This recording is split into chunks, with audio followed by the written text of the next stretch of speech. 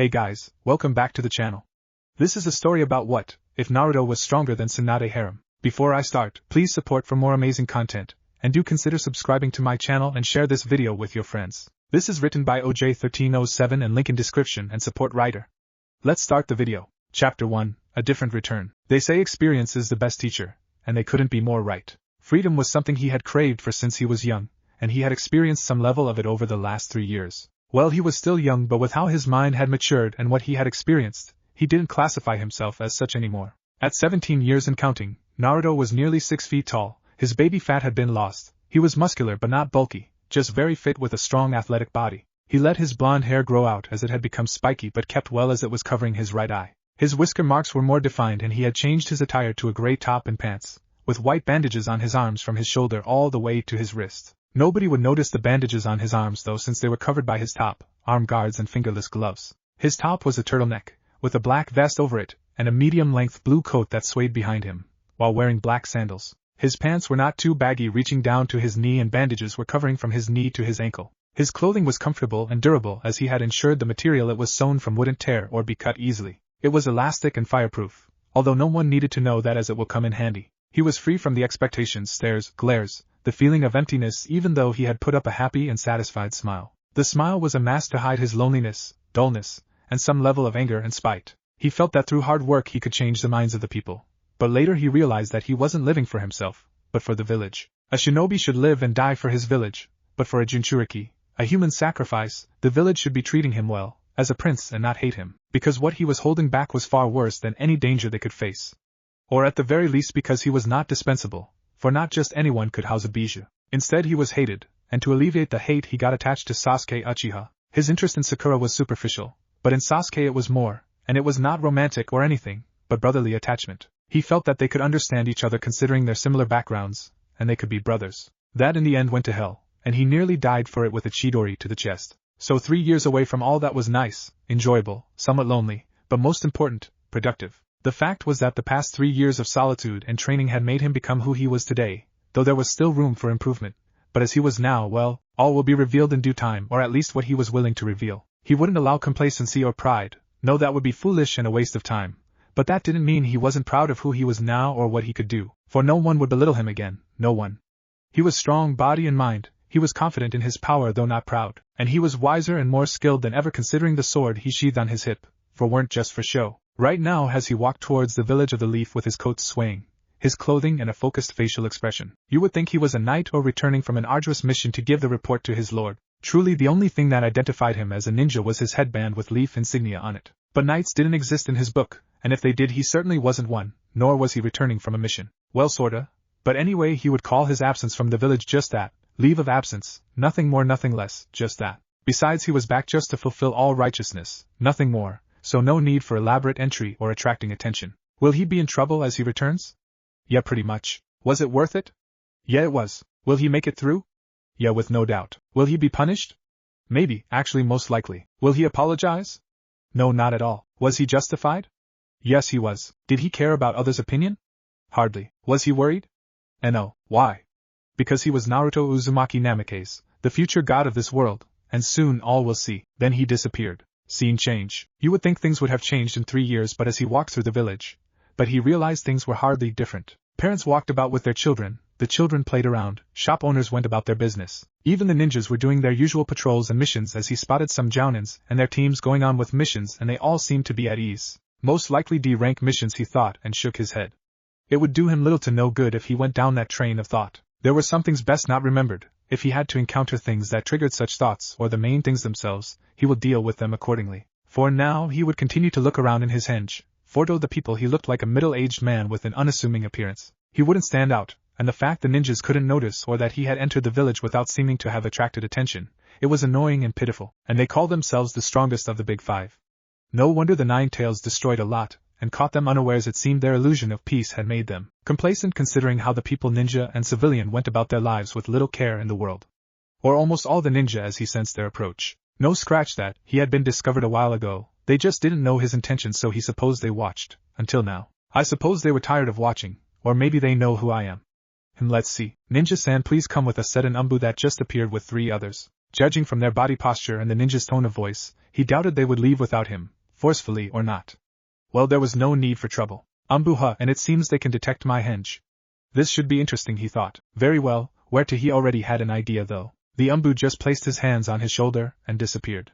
The others did so soon after, leaving the people around confused. Scene change. Just as he predicted, they ended up appearing in a room he was all too familiar with and before two individuals that he knew well as he could anyway. These individuals were in the middle of paperwork, where the dark-haired stood like a mother hen all focused and carefully watching the other woman like she would run away, and the blonde one sat with the work looking frustrated while grumbling. It was funny, but he wouldn't laugh though he was amused, just as he could feel the amusement of the Umbu team with him. Lady Tsunade, the leader Umbu, addressed the blonde woman, of which the said woman and her companion looked up. This is an intruder we detected some minutes ago entering the village. Though he didn't seem suspicious, our detection unit noticed his abnormally large chakra reserves and notified us, and considering his use of henge to avoid detection, we concluded he was suspicious and brought him to you.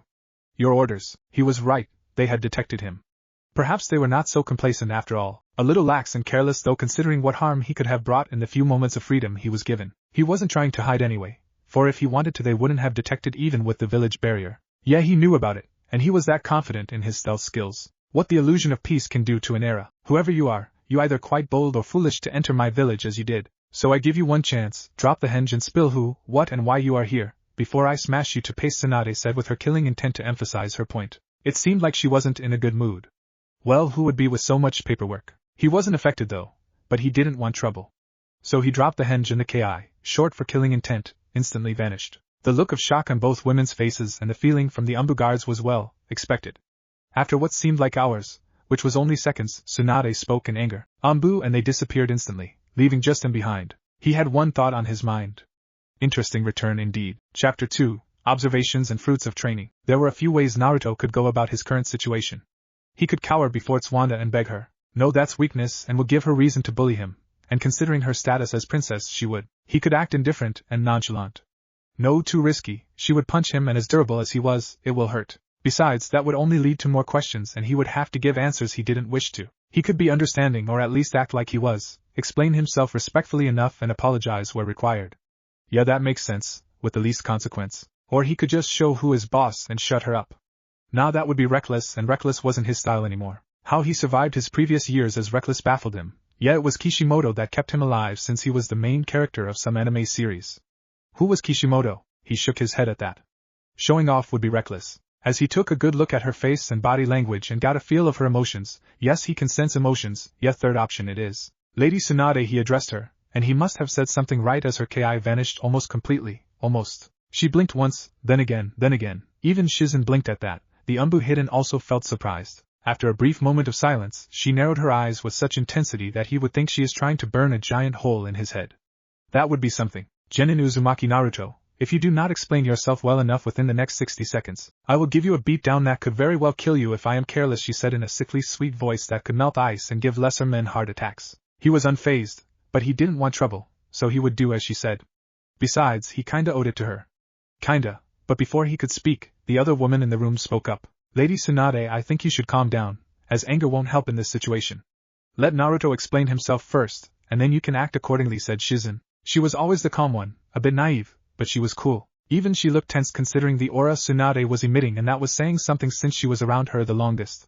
He was still unfazed though. Are you being serious, Shizen? This boy has caused more trouble than he realizes, and you of all people should know how much stress he put on me, Jiraiya, and the village. His actions are for whatever are inexcusable, so don't you tell me to be calm, because my being calm was the reason behind all this, Tsunade said angrily. To an extent it was true, as she felt she allowed her motherly instinct get the better of her with Naruto. The moment he was gone she should send Hunter Nin squads after instead of leaving his search with Jiraiya. The man was good enough, as it's not every day you get a Sannin to track someone, especially when such person was a master spy, when not being perverted of course, but as a Hokage she should have made more effort to find him, as Naruto was, as Danzo would put it, a crucial weapon, and she had failed in that regard, all because she was too calm. Now however, as he was here in front of her, she wouldn't be and won't be until she has gotten all her answers, even if she had to beat it out of him. Before Shizen could speak up, Naruto beat her to it. What do you wish to know, Lady Hokage? He kept his tone neutral. He didn't want to sound arrogant or mocking, and he didn't want to sound weak or scared either. Tsunade turned to him again as she studied him. Even Shizen, however tense she was, studied him too. He was way too calm for their liking and more to Tsunade's irritation. Then Tsunade asked forcefully, Where have you been? Traveling, as I never stayed in one place due to Jiraiya being on my tail. He was close to finding me on a few occasions, but I managed to evade him, so I just kept going from place to place training as well as being able to see the world freely. He added the last part to get a point across. I felt caged. Tsunade had gotten the message considering the slight spike with her emotions. She felt sympathy, but it was just for a moment. Then her anger returned, but she was a little calmer, as he did have a point. Being outside the village gave him more freedom, but it was also more dangerous. How were you able to travel? Because as far as I am concerned you couldn't just have known your way overnight, and you had never been out of the village alone. So how did you navigate your way without getting caught or attracting attention? Tsunade wondered about that because no matter how she thought about it, she just couldn't picture Naruto on his own and surviving this long alone. He must have help of sorts, right? It seemed she was quite suspicious, but he had prepared for that. It was simple. I used my shadow clones to scout while disguised in order to gather information. As you are aware, I can create quite a large amount of them, so using them as scouts with their ability to give feedback of memories when they dispel made it easier. As for staying hidden from enemies, I just made sure to keep a very low profile and use as little chakra as possible, and like I said, I hardly stayed in one place. If you are wondering how I got money to use, well, I did a few honest menial jobs when I could, and when I couldn't, I simply switched to ninja mode and stole as much as I could from people. Like the saying goes, old enough to kill, old enough to steal. I guess he had prepared this explanation a long time ago, so reciting it while giving no room for error and convincingly was easy. Judging from the way Tsunade was looking at him, she was most likely trying to study him for lies, but he didn't spend 3 years away for nothing, and he had no intention of giving anything away. If she wasn't convinced, then at least his story made sense, and that was all that mattered. The worst that could happen would be she wanted him to have his mind searched and scanned by the Yamanaka, but he had a solution to that. Tsunade was really trying to study Naruto, and she wasn't getting anything from him, making her frustrated. He had really grown over the years, judging from the way he addressed her and how confident he spoke. The old Naruto wouldn't be able to look in the eye like this and speak when he knew he was in trouble or when she was angry. She could read the old Naruto like a book, but this version of him was completely closed off. The fact he said he had to resort to stealing, and he didn't look remorseful about it, made her worry about his state of mind. This Naruto wasn't the goofy kid of 3 years ago. He was acting like a veteran shinobi, one who was used to playing a game of words and while giving no loopholes, and that unnerved her. She wanted to believe he wasn't lying to her, but even if he wasn't telling her everything that she was sure of. So she decided to push for more information. What places did you go to? Which countries did you visit? And most important, how much of training did you engage in? I don't want any stories, just give me straightforward answers, she said in her Hokage voice. She needed to be sure he was telling the truth and being serious while giving no room for escape with words, and forcing him to spill details was the best way to go. Oh, only if she knew. I had gone through the land of lightning, grass, water, rice and even stone before moving towards the land of wind, then back here to the land of fire. And no, I wasn't discovered, even though it was tricky to stay hidden, but I managed it. After all, if could escape Umbu ninjas when I was younger and more brash, then I should be able to hide myself even in plain sight. It was true, and his explanation made sense. The escaping the Umbu part felt quite amusing, judging from the emotions he could feel from the Umbu squad hidden. Even Tsunade was amused by that, but she hid it well. Then he continued. I didn't really pay attention to the towns I visited, so I don't remember their names. As for my training, I improved on all aspects of my shinobi style, or as much as I could. I feel it's best I demonstrate than having to explain them. Don't you think, Lady Tsunade? His training involved quite a lot of things, and he wasn't gonna start blabbing them out. He would rather show her as much as he wished rather than speak. She just had to take the bait. Your explanation isn't exactly detailed, but they are reasonable. Just for protocol reasons though, you wouldn't mind if the intelligence unit evaluated your mind to be sure all the facts are accurate? No, she narrowed her eyes, studying him for his reaction. If he wasn't gonna give full details, which he most definitely wasn't, then maybe it could be pried out of him. She thought he may disagree, but he surprised her yet again with his next words. I have no problems with my mind being checked, but considering I am a Jinchuriki, would it be safe for anyone to evaluate my mind? Because the presence of the QB would most definitely affect my thoughts, and I wouldn't want any Yamanaka to be harmed because of me. Yeah, he knew what her plan was by using the Yamanaka to pry info out of him, and while he wasn't afraid due to measures he took, he would rather avoid it. Besides, he wanted her to know that he knew her plan, or at least had an idea of it, and hopefully it would inspire guilt in her for not trusting him. This wasn't just shinobi protocol, she was actively trying to get info from him and also giving off the impression that she didn't trust him. The last part didn't bother him much, but he wanted it to bother her. Tsunade didn't know what to say to that, as he did have a point. Entering the mind of a Jinchuriki was a great risk to both the person entering and the bijou host. She could still order for such, but she didn't want to put Naruto in danger. The 3 years he spent away worried her greatly, as she thought she had lost him. Now that he was back, though very different, made her happy, and she didn't want to push him away with her distrust. He was one of the few families she had left. But she also had to act as Hokage as well. Family or not, there had to sanctioning for any ninja under her, and he was no exception. The elders wouldn't be happy if she just let him off, Danzo would use this as an opportunity to question her as leader and might even be able to use this as a means to get his hands on Naruto. Over her dead body would that happen? Tsunade sighed as she spoke again. Naruto, I am gonna give you a chance to speak truthfully and openly, because I am sure you do realize that your actions have consequences, and if you want to lessen them, I will need to be honest with. Is there anything I need to know? This was the best she could do to get info out of him without giving off impression she didn't trust him. She only hoped he was honest with her. Naruto thought about her question for a moment, because even though he had anticipated her question, how much could he tell? He couldn't tell her everything. Heck, he couldn't tell her most things, so what would he tell her? At least she wasn't angry anymore, and that was something. He had to use his words very carefully. All I can say is that I have become stronger than ever these past 3 years and my mentality has changed for the better. My journey has opened my eyes and I have realized that if I want to change this world and be a great impact, I will need great power and a clearer, more realistic mindset, and those I have attained to an acceptable level. But rather than explain to you, I would rather show you and then you can come to your own conclusion and do what is needed. The last part was true. By the time he revealed all he could do and learned, she would most definitely need to act. Whether for or against him, only time would tell. Tsunade wasn't exactly comfortable with his answer as it wasn't straightforward, but she felt giving him a chance to prove himself wouldn't hurt. There were quite a lot of unknown variables about him, but she only hoped with time they would be revealed, and she would take measures to ensure they, on her terms, not the elders, not Danzo and not even Naruto's, on hers alone. So she made her decision. Naruto Uzumaki, for your actions of leaving the village without permission you will be detained until further notice until your punishment and information given is sorted out. You will be escorted to the prison cells and remain there for now. I believe that isn't a problem with you. She half-asked, half-said. Surely he wouldn't refuse. No, I have no objections, Lady Tsunade, he said impassively. A bit of prison time won't be bad, he expected it after all. Besides, generally Konoha was a prison to him, and he stayed here for 13 years. Umbu, a masked individual appeared. Take Naruto to Ibiki and tell him Naruto should be detained on my orders until further notice. No harm should come to him, and he shouldn't be allowed any visitors unless from me. Is that understood? Said Tsunade authoritatively. Yes, Lady Tsunade, the male Umbu said. Then he placed his hand on Naruto and was about to disappear until Shizen spoke. She had quiet for a while and wished to brighten the tense atmosphere and hopefully make Naruto feel comfortable and welcomed, or as comfortable as he could be in this situation. It's nice to have you back, Naruto-kun, she said with a small smile. She had missed him and hoped her statement would cheer him up. Naruto just nodded at her, and then they disappeared, and then there was silence. Summon the council and elders. Let them know it's urgent and get me Kakashi. Don't tell him the reason though, and let him know that if he is late, I will crush the very thing that makes him a man. Shizen could only shiver at the last part. Her master wasn't in a good mood, and when she was like and gave out threats, she always meant them. If Kakashi was smart, he better show early, for his and his manhood. How did things get this serious? Were her thoughts. Scene change. When he had left 3 years ago, aside from gaining strength, he also wanted to be free. The fact that he had to return once again, and to be in such situation no less, it sucked. You know, you could just break out and leave. It wouldn't be too hard for you anymore, spoke the all-familiar voice in his head. True, but it would leave more questions to be answered and more consequences that I'd rather not deal with, replied Naruto. Since when did you care about consequences? Even when you were a loud weak brat you had more balls than this.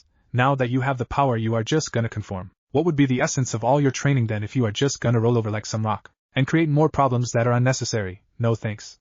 Power is important, but being smart is also as important. You can attest to the fact that if you were smarter then, you wouldn't be in this situation that you are in, being caged and all. Am I right, Kurama? You didn't have to use that against me. I am just looking out for us. But have it your way then, just don't come complaining to me later, said the QB before cutting off connection. If Naruto wanted to play captive, it was his problem. The only thing he cared about was the action, nothing else. At least that's what he told himself. Naruto did have a point though, but he wouldn't admit it. The QB, despite being the most powerful of the Bijou, ended up in the same situation as the others, sealed and within several humans no less. Why? It was because he wasn't so smart. Madara Uchiha had found by tracking him due to the trail of destruction had caused at the time. If he had just stayed fully in isolation and minded his business, Madara would have most likely never found him. And when he was freed from control of the masked Uchiha by the 4th Hokage, he should have just left the village, but no, he just had to exact revenge and in the process get sealed again. Kurama may hate humans, but he was more angry at himself. With Kurama out of the equation, he could afford to think clearer. Doing as Kurama said wasn't so bad, but there were better ways to go about things, and while he might need to improvise due to a few changes, this way was much better. He just needed a few things to be in place, then he could show his true colors, as many were not gonna like it. But if things worked out, it would be fine. Being in a jail cell was just one of those things. At least he wasn't bound or covered in seals. Uzumaki, you have a visitor, shouted Ibiki.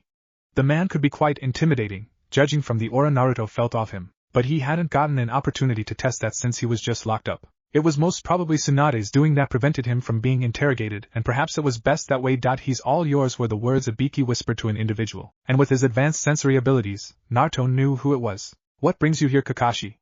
Are you here to break me out? Because if that's the case, I don't see things ending well for you. There was no amusement in the last part, it was just a fact. It wouldn't end well for both of us, but that's not why I am here. Besides, how did you know it was me? Asked Kakashi as he stood in front of Naruto's cell. He didn't want to believe it, but from what he could witness it was true. Naruto had changed, not just clothes-wise, which was something, but his character. The way he spoke those words and with indifference, and how calm he looked even while in a jail cell, proved that. The old Naruto would have blabbing by now and complaining, but he was used to that. Getting used to this Naruto would take some time. Besides, how much change had he made? He supposed he would soon discover them, but this and any other change would take some getting used to. Would you believe me if I said I smelled your perfume? He asked, once again indifferently. Kakashi just stared at him for a while, and then he spoke up. No, then that's how I sensed you, Naruto said calmly, his expression unreadable. Kakashi deadpanned at that. Didn't he just say no? Anyway, he shook his head at that as he had a reason for coming over, and if he didn't fulfill, well, he didn't want to think about that. He loved his manhood after all. I just came here to check on you and also because Tsunade sent me here. But before I get to that, I want to know, how are you? Naruto looked fine, but he still had to ask. He was his sensei after all. As well as one could be while locked up. Once again he replied impassively. It was really beginning to unnerve Kakashi. Before he said anything, Naruto cut him off. I think it's best you just get straight to the point, Kakashi. Time to catch up can come later. Kakashi didn't miss how he was addressed, but he decided not to comment. Time to catch up and ask questions will come later. The rebuff did sting though. Tsunade wants you to know that while your actions were quite reckless and a danger to not only yourself, but the village, she was able to convince the council to restrict your punishment. You have been given freedom, but you won't be able to leave the village without strict escort, and only on missions, and you won't get paid for any mission you undertake, for an indefinite period. Once you agree to these terms, I can proceed to set you free and we can move on the next part, so do you agree? To Kakashi the terms were reasonable, although the not being paid indefinitely was quite troublesome, but it was better than having one's chakra sealed or being imprisoned, even worse, killed. He doubted she would let the last part happen, but the first two might not have been able to avoid. If Naruto was smarter now, he would accept the terms. Very well. So what's the next part? The punishment was manageable, at least he would still be able to leave the village, albeit with eyes on him, but he would manage. But he had eyes everywhere, so the restrictions wouldn't affect much. Kakashi, despite expecting Naruto to agree, couldn't help but ask. Just like that? Was it really that simple and easy? What were you expecting? Naruto asked. Not you to easily agree. Well, I agreed, so can you let me out so can move on to this next part of yours? This time Naruto's tone had a feel of irritation to it. Kakashi just sighed, but did as asked and opened the prison cell for Naruto to step out. Once Naruto was out and in front of him, he had a really good look at his appearance with the whole sharp and dark clothing as well as the serious look on his. The only thing that he could use to identify this person as Naruto was his blonde spiky hair and whisker marks. Although now that he thought about it, Naruto kinda looked like his then sensei, Minato, who was also the fourth Hokage. Any doubts about him not being his son were washed away by this close-up look, and he was sure that many would begin to question Naruto's resemblance to his sensei from that day. Before he could venture further with his analysis, which took about a few seconds, Naruto spoke. If you are done checking me out, can we move on so I can get my sword? Wait, Naruto had a sword?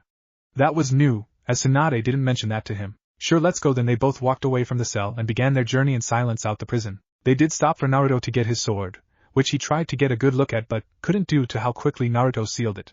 Wait, sealed it? Where was the scroll? Where did you seal your sword, Naruto? He asked curiously as they continued their walk out of the prison. Naruto looked at him for a moment, then responded, in a seal on my wrist. What seal?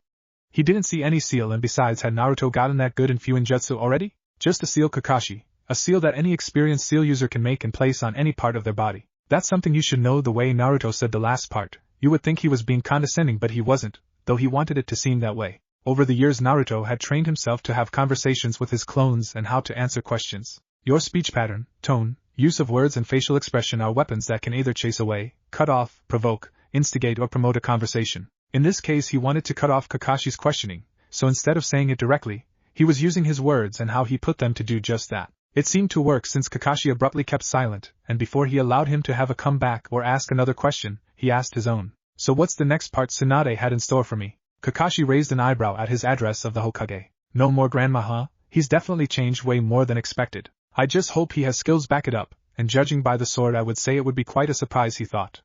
Well, if Naruto wanted to be vague, then he would be too. Ma, Naruto, what's the rush? Let's just take a walk and you will see for yourself, Kakashi said flippantly.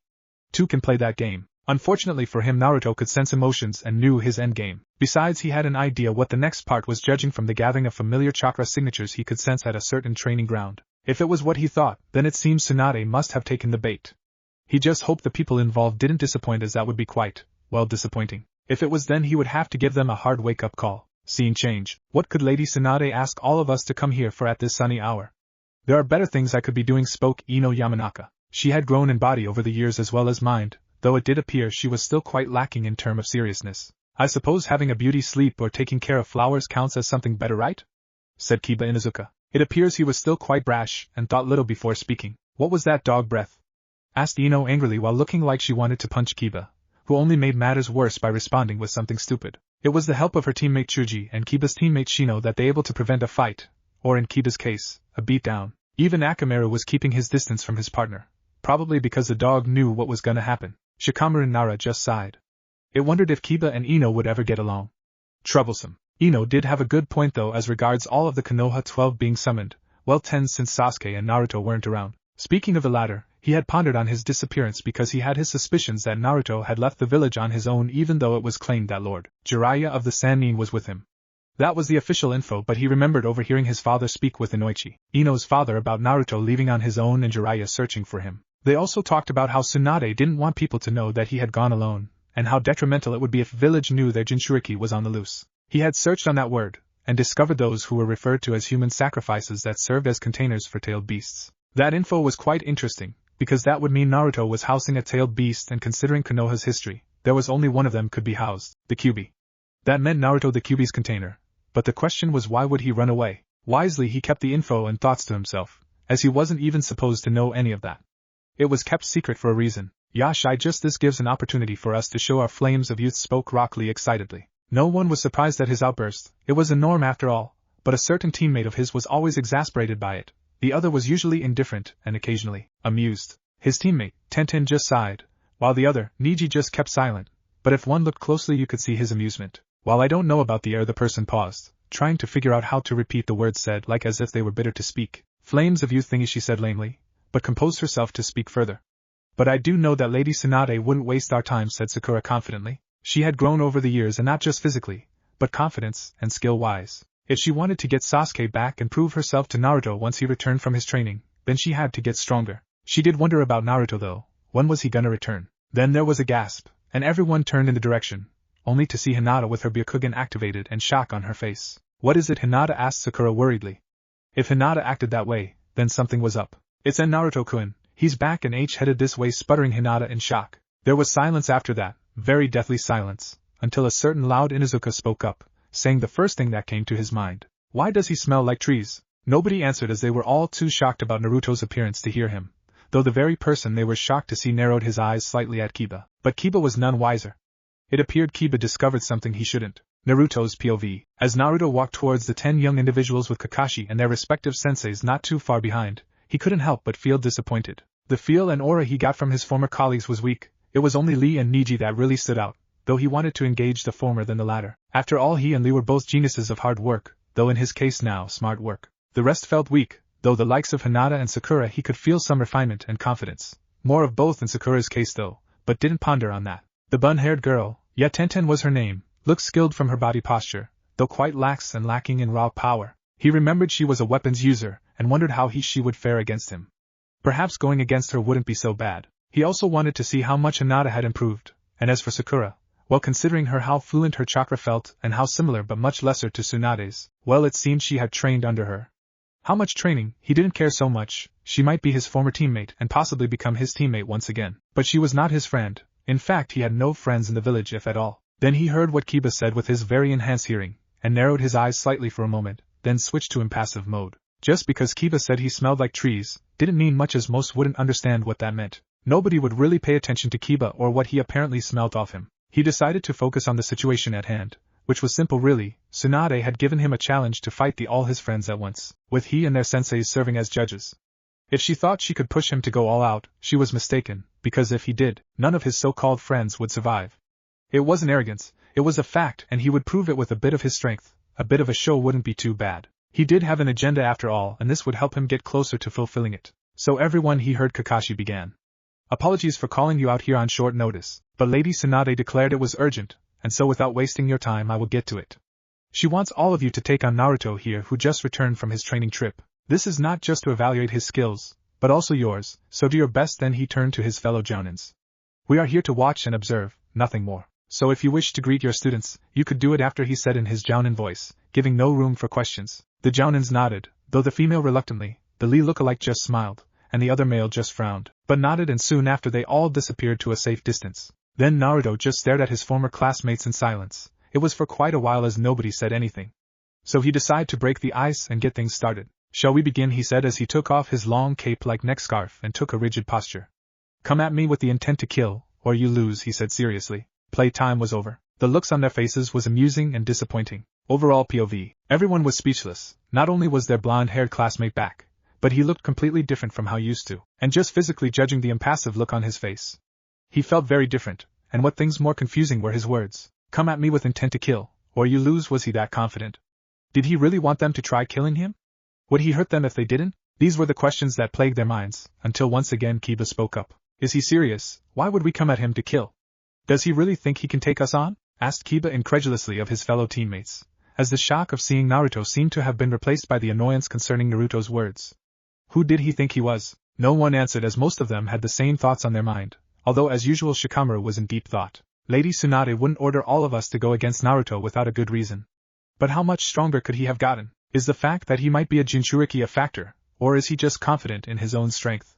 These were the thoughts Shikamaru had about their current situation. He didn't want to underestimate Naruto, but also didn't want to overestimate his abilities, because in 3 years, a lot could have happened to Naruto, and judging by his posture and expression, he was sure Naruto was different. He just hoped his other teammates would take things seriously. He was about to give Ino, who seemed to have gotten over her shock and was looking at him, a signal to use their shadow mind possession jutsu, until suddenly, there was some pressure in the air and it was focused in Ino's direction.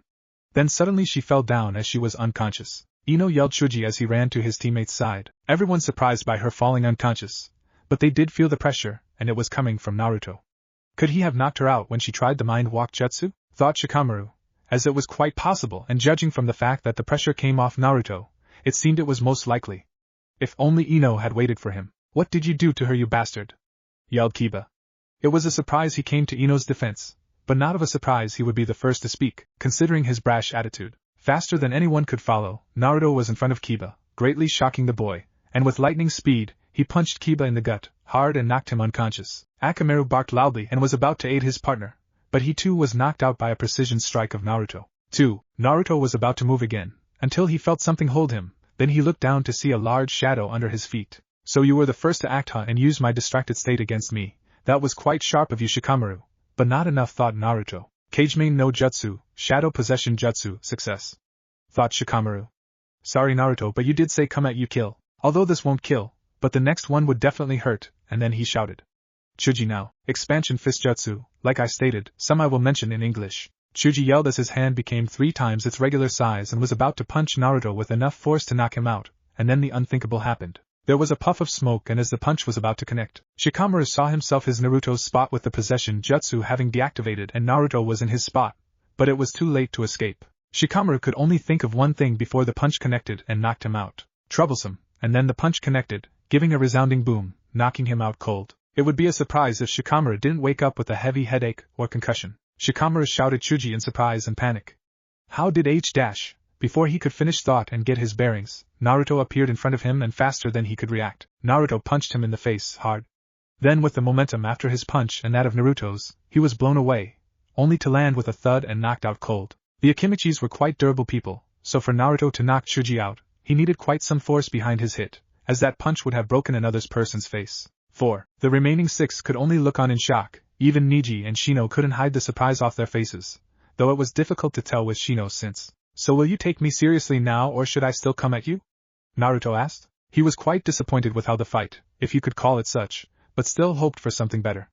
At least Shikamaru and Chuji did something. Don't underestimate us, Tenten shouted as she threw a couple of shuriken at him very quickly and precisely, but it was something he could dodge, which he easily did by twisting in the air considering how precise her throw was, and then she shouted, I got you now. That was when he noticed the ninja wire attached surrounding him, while he was still twisting airborne. So she knew the shuriken wouldn't hit me and banked on me dodging this way with how she threw them instead of with speed. Now that I am airborne, She could actually tangle me with the wire. Impressive, he thought. Then he spun so fast while in the air that he created a whirlwind of sorts and blew the wires away from him, of which after he landed on his feet and was about to dash towards her, until he heard Leaf's drop kick with fast reactions. He disappeared from his position with a burst of speed and reappeared some distance away, and he was glad he did when he heard a crash sound at that spot.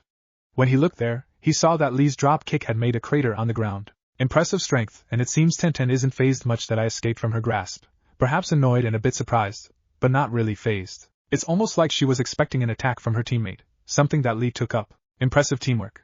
But what ABO, he couldn't finish that thought as with quick reactions once again, he moved out of the way as a strong force of wind flew past him. 8 trigrams air palm, Niji said silently as he appeared close to Naruto. Just like I thought, their teamwork is impressive. When one attacks, the other prepares a counter if the first misses, and if not for my speed, I would have been caught. Let's see what else they can do, but first I need to create some distance. Just as he landed away from them, he felt a presence, and cursed his distracted state as the attack connected. It was Hinata that landed a jukin uppercut strike to his stomach, knocking the wind out of him slightly and sending him into the air. He was impressed by the fact that she was attacking him and was able to catch him off guard, and the strike of hers hurt him as he could feel a tenketsu closed. Also the fact that she was able to blend in with Team 9's teamwork considering she wasn't a part of them, was impressive. Before he could do anything, Niji was in the air directly under him. It seemed Hinata's attack wasn't to take him down but a build up to something else. 8 trigrams air palm. This time Niji's attack connected as he could feel the force of it, of which sent him higher into the air. Before he knew what was happening, Lee was upon him and drove a very hard drop kick onto Naruto. Lion combo drop kick, shouted Lee. With great speed and momentum, he drove Naruto into the ground with a resounding crash that caused a crater, and his heel buried in Naruto's gut. Then he flipped away. Yash, Naruto-kun has been taken out, Lee shouted while smiling. Even though it was a fellow Leaf ninja and teammate, he had taken out 4 of his friends, and from what Kakashi said, this was a test of also their skills. So if he had to take out Naruto to prove more of his worth and protect his friends from getting hurt, then he would. No harm done, right? They were all friends here. Before he or any of his conscious teammates could celebrate, there was a puff of smoke, and then lying on the ground, beat up and unconscious, was Niji with Naruto nowhere to be found. What was the only thought Lee had before he felt hands on his feet and was dragged underground with only his head left seen. The speed at which that happened was so fast, and coupled with his shock, he couldn't react fast enough. Before he could get his bearings, his was kicked in the face so hard that with the fact that his body was underground, making it difficult to spread the effect of the kick to other parts of his body, he couldn't help but succumb to unconsciousness. 6. Then he turned to the rest of his former colleagues and asked nonchalantly, "Who's next?" Tenten just stared in shock.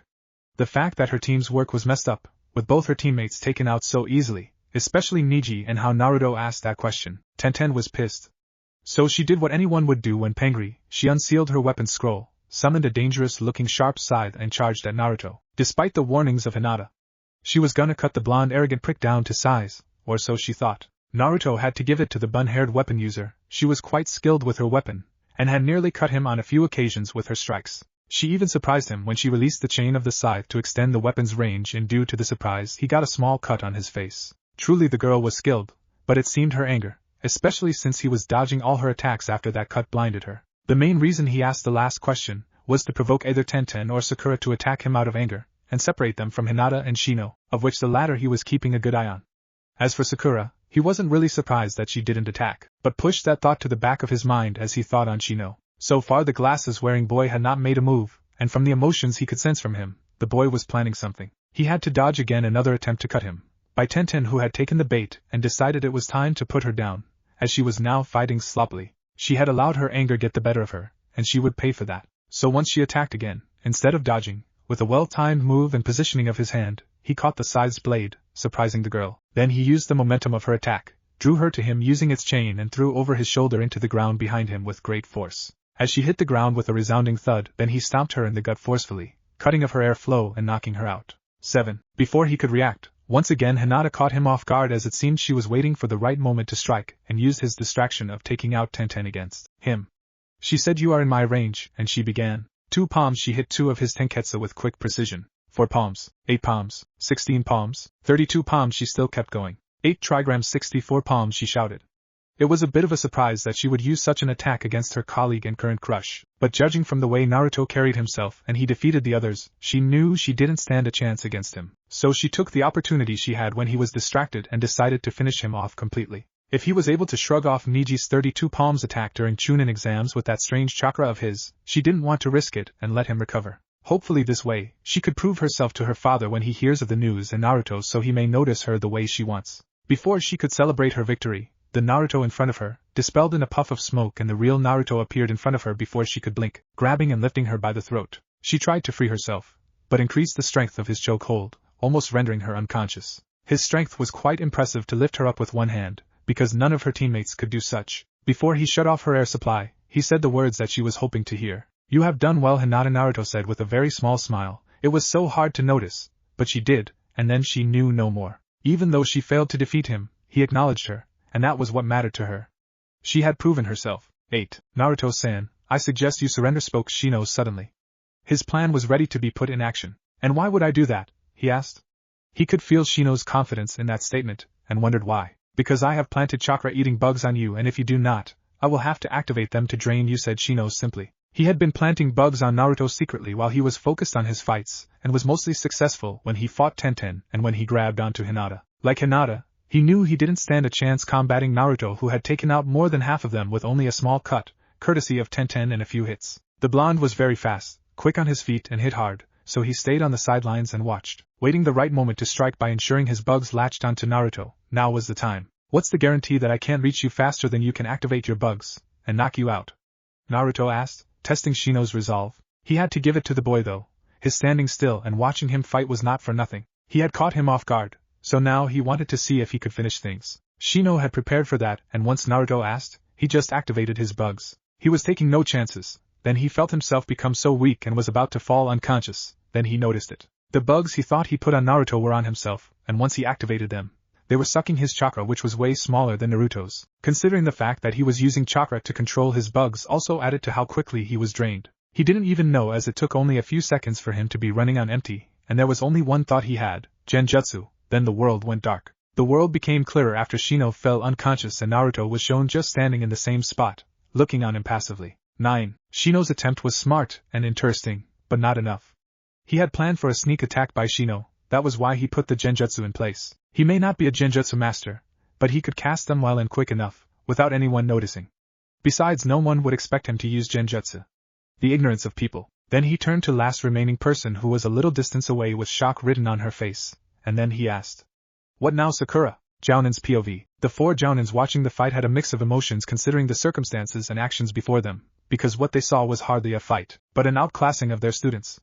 Even the best of them like Niji, Shikamaru, Lee were all taken out, though the first 2 was with some difficulty. But still, for someone who was regarded as dead last and a loud brat with little potential to do this, it was shocking, awe-inspiring and also revealing. Their students needed more work, more training, because it was painfully obvious that if Naruto wanted to kill their students, he could have done so, and that worried them. The black-haired man with sideburns, Asuma Sarutobi, had a frown on his face, because not only was he disappointed in his students, Ino specifically, for getting knocked out quite easily, but with the way Naruto fought, he questioned the boys' mentality. Even though he didn't really harm them, the way he fought proved not only his superiority, but the speed at which he took them down proved that the boy liked to end fights quickly and efficiently. It wasn't a bad thing, but the boy's indifference towards harming his fellow Konoha ninja made him look like an assassin, a person who didn't care who he hurt, or even killed. Friend or foe didn't matter, only the end result and goal, and if you were too weak to stop him, such person would be crushed. That was the impression the boy gave off. This Naruto wasn't just a strong ninja, no, he was a deadly killer.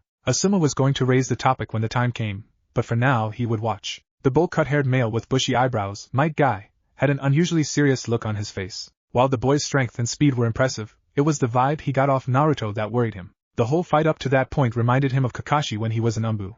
At that time Kakashi was willing to kill just about anybody, so far he got the job done. That was the same feel he got off the boy, and while Kakashi was nonchalant, passive and a bit cold, Naruto was just purely impassive, indifferent, and calculating. Every opponent he took down like a predator, one by one until they were all out. This wasn't a ninja that became strong to protect his people. This was one that was just strong and seemed to care little about anyone. His final assessment of the boy, Naruto, was dangerous, but he wouldn't conclude just yet, as there was still one more person left to be fought, as it was the boy's teammate. He would watch this carefully and seriously. His upbeat attitude didn't make him Jounin. His observant and analytical skills were a part, so he would use them now. Kurina Yuhi was initially surprised by Naruto's strength. How the boy become this strong in just 3 years baffled her. Fine, she had watched him beat Niji during the Chunin exams, but that was just by luck and his other chakra. She heard how he beat the one-tailed Jinchuriki, and she accepted that the boy might just be strong, but this was quite another level. His speed, strength of his hits, confidence was something else. But eventually she became angry. Why? Well, because the boy was fighting quite aggressively with not just her students, but his colleagues, as they were all Konoha ninja. Fine, he had to impress them, so he could impress the Hokage with their assessment. But this beatdown was too much. She decided to keep her thoughts to herself. Perhaps things were not as they seemed, because if she were to go with what she saw, she would say the boy didn't care about any of his friends considering how he took them out. She would keep on watching for now. Besides, how did he even use genjutsu, and when did he cast it on Shino? She would have to ask him after the fight. The last of the 4 jounins, the silver-haired ninja, Kakashi of the Sharingan, was in deep thought as he just watched his former student take down 9 of his colleagues in a few minutes and with little effort. In fact, the battle was just all about speed judging from what he had witnessed, and it made him remember a dead, blonde-haired sensei of his who had a penchant for ending battles quickly, but he shook off the thought. If he were to go down that road, well, he may just discover some truths that would most likely affect his relationship with Naruto negatively. Such would only add to his great sense of guilt, and he didn't want that. These were fellow Konoha shinobi and Naruto wasn't being merciful with them. Fine, he did tell them to come at him to kill, something which they were late to react to, but this was just pure outclassing of everyone. Naruto didn't even look remorseful or bothered, and he was sure his dead sensei wouldn't act the way Naruto did after defeating his classmates. He had prepared to witness changes in Naruto, but all of this was too much. First he took out Ino, who most likely had tried to use her mind walk jutsu on Naruto, who was somehow able to knock her out with a concentrated form of Ki. Not many could escape the jutsu of the Yamanaka, but it seemed Naruto had found a way to turn it around. Then he somehow performed a replacement jutsu. No, it was a combination of that, and probably the Shunshin no jutsu, and he did it twice. In other words, high-speed replacement, and switching without any hand signs while leaving an after-image of oneself was what Naruto did. Only extremely fast shinobi and those with high levels of chakra control could pull that off. So in other words, Naruto was very fast judging from how he dodged most of their attacks, including Lee's and Niji's, who were fast ninjas. He must also have high-level chakra control, which wasn't easy considering how much chakra he had, and had found a way to aid his speed effectively. How he became that fast, and the kind of training he would have undergone to attain it, that was a mystery, as only 2 shinobi from the Leaf could move that fast, and they were dead. There was also the fact Naruto was quite calculating and would he say intelligent, because every move, action, attack were all done to ensure he came out on top. Nothing was wasted, and even when it seemed Hinata had him with her last attack, Naruto had created a clone so quickly and substituted himself with it, which distracted the girl enough for him to sneak up on her, since normally with her Byakugan sneak attacks were useless. You only saw such with highly experienced shinobi, geniuses of the highest caliber. Did Naruto become a genius in 3 years? What kind of training had he undergone to get him to this level? Tsunade said he had claimed he was always on the move, so how did he train to get this good? Or was he lying? These were the things Kakashi was trying to figure out. Come on, Naruto even used the freaking genjutsu on Shino. Fine, it wasn't high level, but it was enough to confuse the Chunin into draining himself dry with his attack, while thinking he had caught Naruto. This was a very different Naruto, and with his indifferent attitude, that made it more complicated. Naruto was like a predator, a deadly and smart predator who took any prey down effectively, and quite brutally with little to no waste of effort. He wouldn't conclude just yet, but Kakashi was worried, and how Naruto handled Sakura would determine his thoughts on the matter. Back with Naruto. After Naruto asked the question and got no reply, he just stared at his former pink-haired teammate, and as impassive as his gaze was, some level of disappointment was expressed on his face. Fine, from what he had deduced, he believed that she was a medical ninja, something which Kakashi made mention of during their walk to the training. Kakashi had said that like as if it was an afterthought, but he knew that his former sensei just wanted to get a reaction out of him, but he had just kept quiet, and stored that info for later. Medical ninjas normally don't do front lines, but as a student of Tsunade, something that Kakashi also confirmed, she would have been completely prohibited from engaging in front lines. Medical ninjas were lifesavers, and as such couldn't afford to die before their squad or teammates, so he understood why Sakura didn't attack, yet he had done his research. Besides, the shock of seeing him, someone who was unskilled 3 years ago, decimate the others, it must have held her back. What chance did she have? If all she had learned was medical jutsu, then she would be a complete waste in battle. It was harsh, but it was the truth, and that was why he looked disappointed. Not only had she not attacked, she also didn't make attempt at healing anyone, so he didn't even know how good she was at healing, probably above average being Tsunade's student and all. But with how she just looked, standing there in shock, it was pitiful. If this was how she wanted to get Sasuke back, she would die, because no doubt had he been training under Orochimaru, and if Sasuke was any better than he was skill-wise, she wouldn't stand a chance.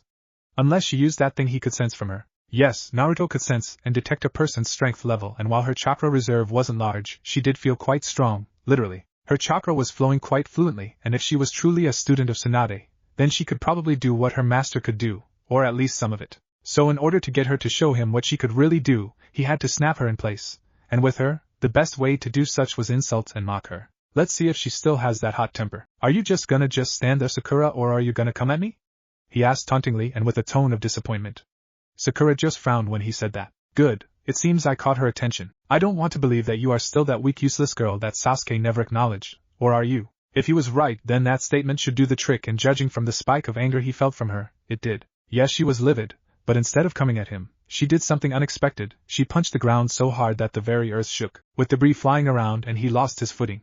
Before he could get his bearings, he heard her yell. Don't underestimate Shinaro, Sakura shouted, and she moved so fast, faster than he had ever seen her move, as she ran towards him, her fist encased in blue chakra, ready to cave his face in and would probably knock some teeth out if it connected, as well as knock him out. But just as it was about to hit him, he used what was left of his footing to raise and kick dirt into her face. Once he did, it did its job of distracting her and affected her aim at his face, shifting the trajectory of her punch slightly off target. It was enough for him, as he had gotten his footing and with great speed, rose his other leg to kick her face, and in the very same direction her punch was heading, using her momentum against her.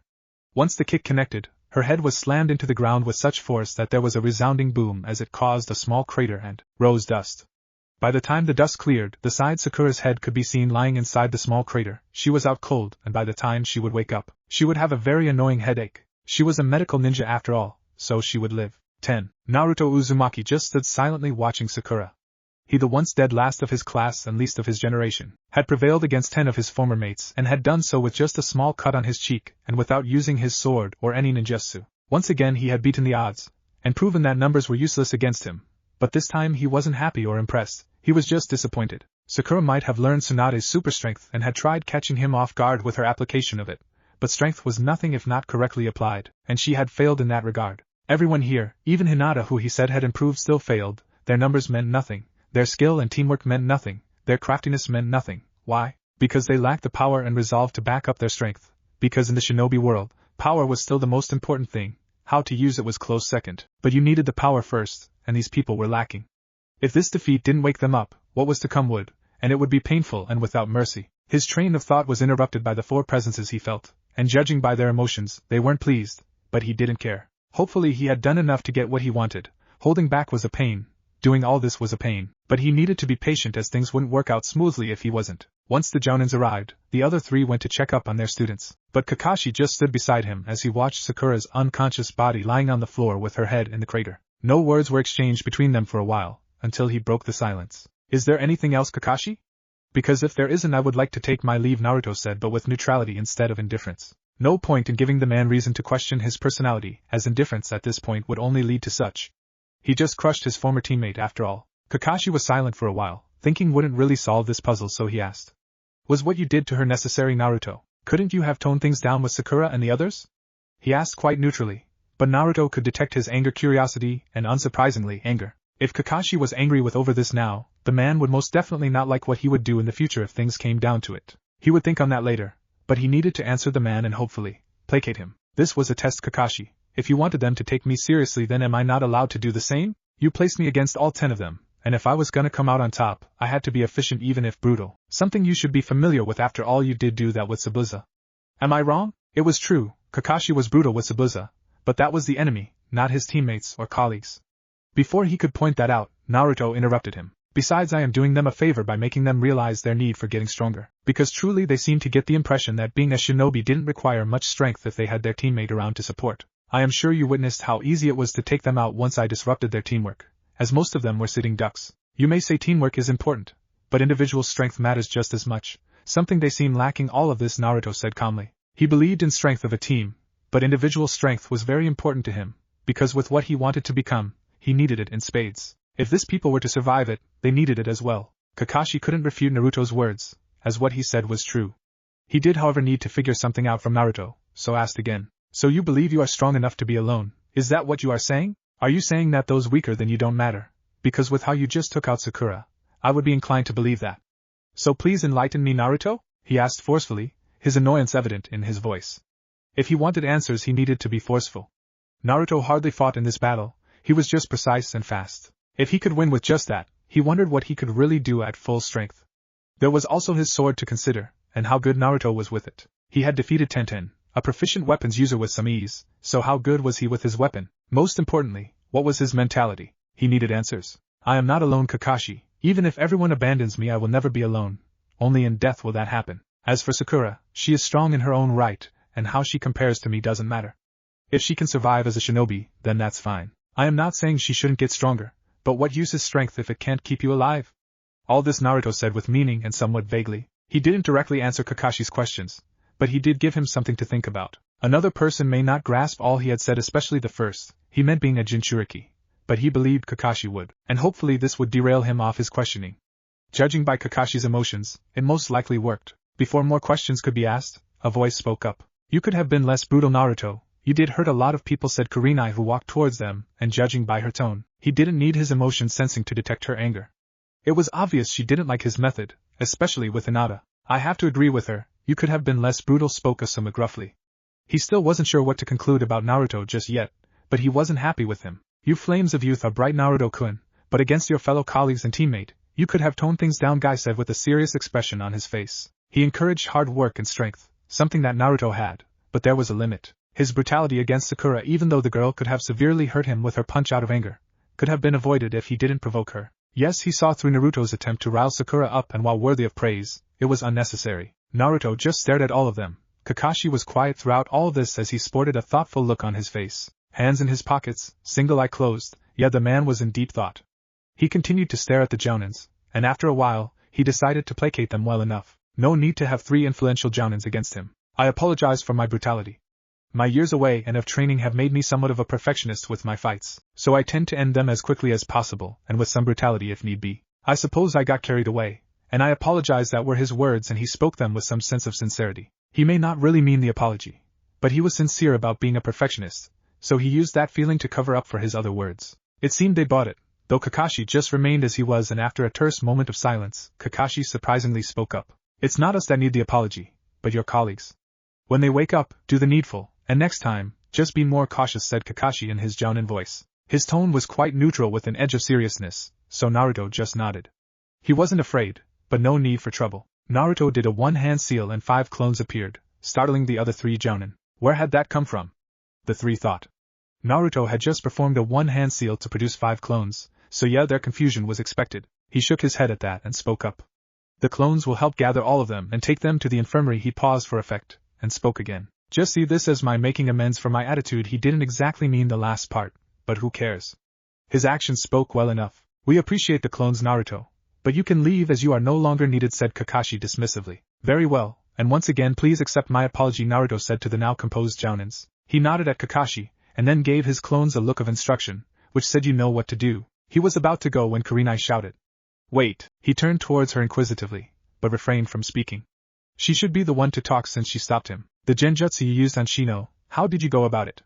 She asked curiously, having forgotten most of her anger. Immediately after, he answered. I had placed him in the genjutsu from the moment I took out Ino. I guessed he would try something like he did, so I used the brief distraction when Ino fell unconscious to cast it discreetly, and with how subtle it was, and the information about me not being good at the art.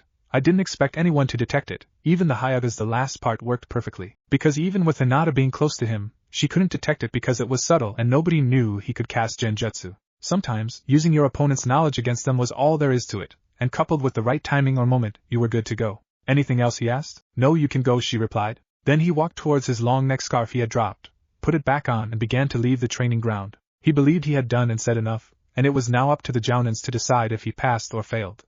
Besides, he had somewhere to be, so he disappeared. No need to walk through the village and deal with the villagers' looks. He didn't even register the fact that he had left 4 Jounins behind in deep thought. Seeing change, Sakura didn't know what to think of her teammate. As of 3 years ago she could predict him because he was so open and loud, but now as she escorted him to the Hokage Tower, she didn't know what to think. Just yesterday he had beaten 9 of her colleagues and her soundly. When she woke up, aside from the serious headache she had, she was quite surprised, a little angry, mostly with herself for losing her temper and losing to Naruto, but aside from all that she was hurt. How Naruto could be so cruel as to use her anger against her as well as hit her as hard as he did, hurt her. Fine, she shouldn't have lost her cool. But his words were cruel. How could he call her weak after all this time? Fine, she was weak before, but over the years she had become better and stronger, so why belittle her? Most importantly, why use Sasuke against her? She knew Sasuke would be stronger now, but Naruto sounded like he didn't care about him and even her in case Sasuke ever hurt her. She wasn't foolish to believe Sasuke couldn't do just that, but it felt like Naruto didn't care. Why? Had the past 3 years changed him that much? What kind of person was he now? How strong had he gotten? Was he stronger than she witnessed the day before? The last part actually made her shiver. If Naruto was any stronger than that, well, she didn't want to think too much on it. But her defeat really made her question herself. Would she ever be able to catch up to him, to Sasuke?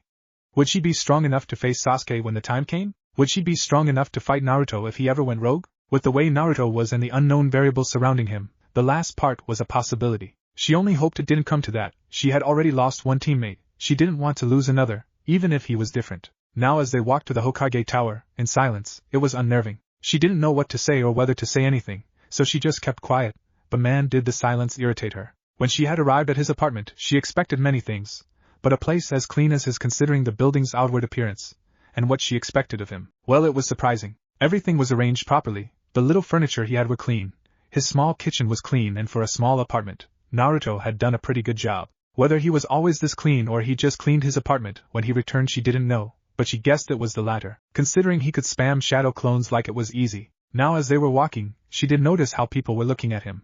They were giving him strange looks. At first they were surprised to see him, but after a while she realized that it was almost like they were trying to figure out something about him and his appearance. What it was, she didn't know, although his appearance was quite eye-catching. He was dressed in all black, his top was long sleeves and he had his long blue neck scarf on, and it looked almost like a cape, since it reached almost his feet. He even had a sword, and from what she remembered when they fought he didn't have it on him. If he was that good, then she didn't know how good he would be with a sword, but she guessed above average. All in all, he looked like an umbu, or better yet, an assassin, and all that remained was for him to start wearing a mask. Nah, she kinda like his face uncovered, no baby fat, it was firm, and his hair, while spiky blonde, was arranged well with his defined whisker marks, gave him an alluring and mysterious look. Alluring?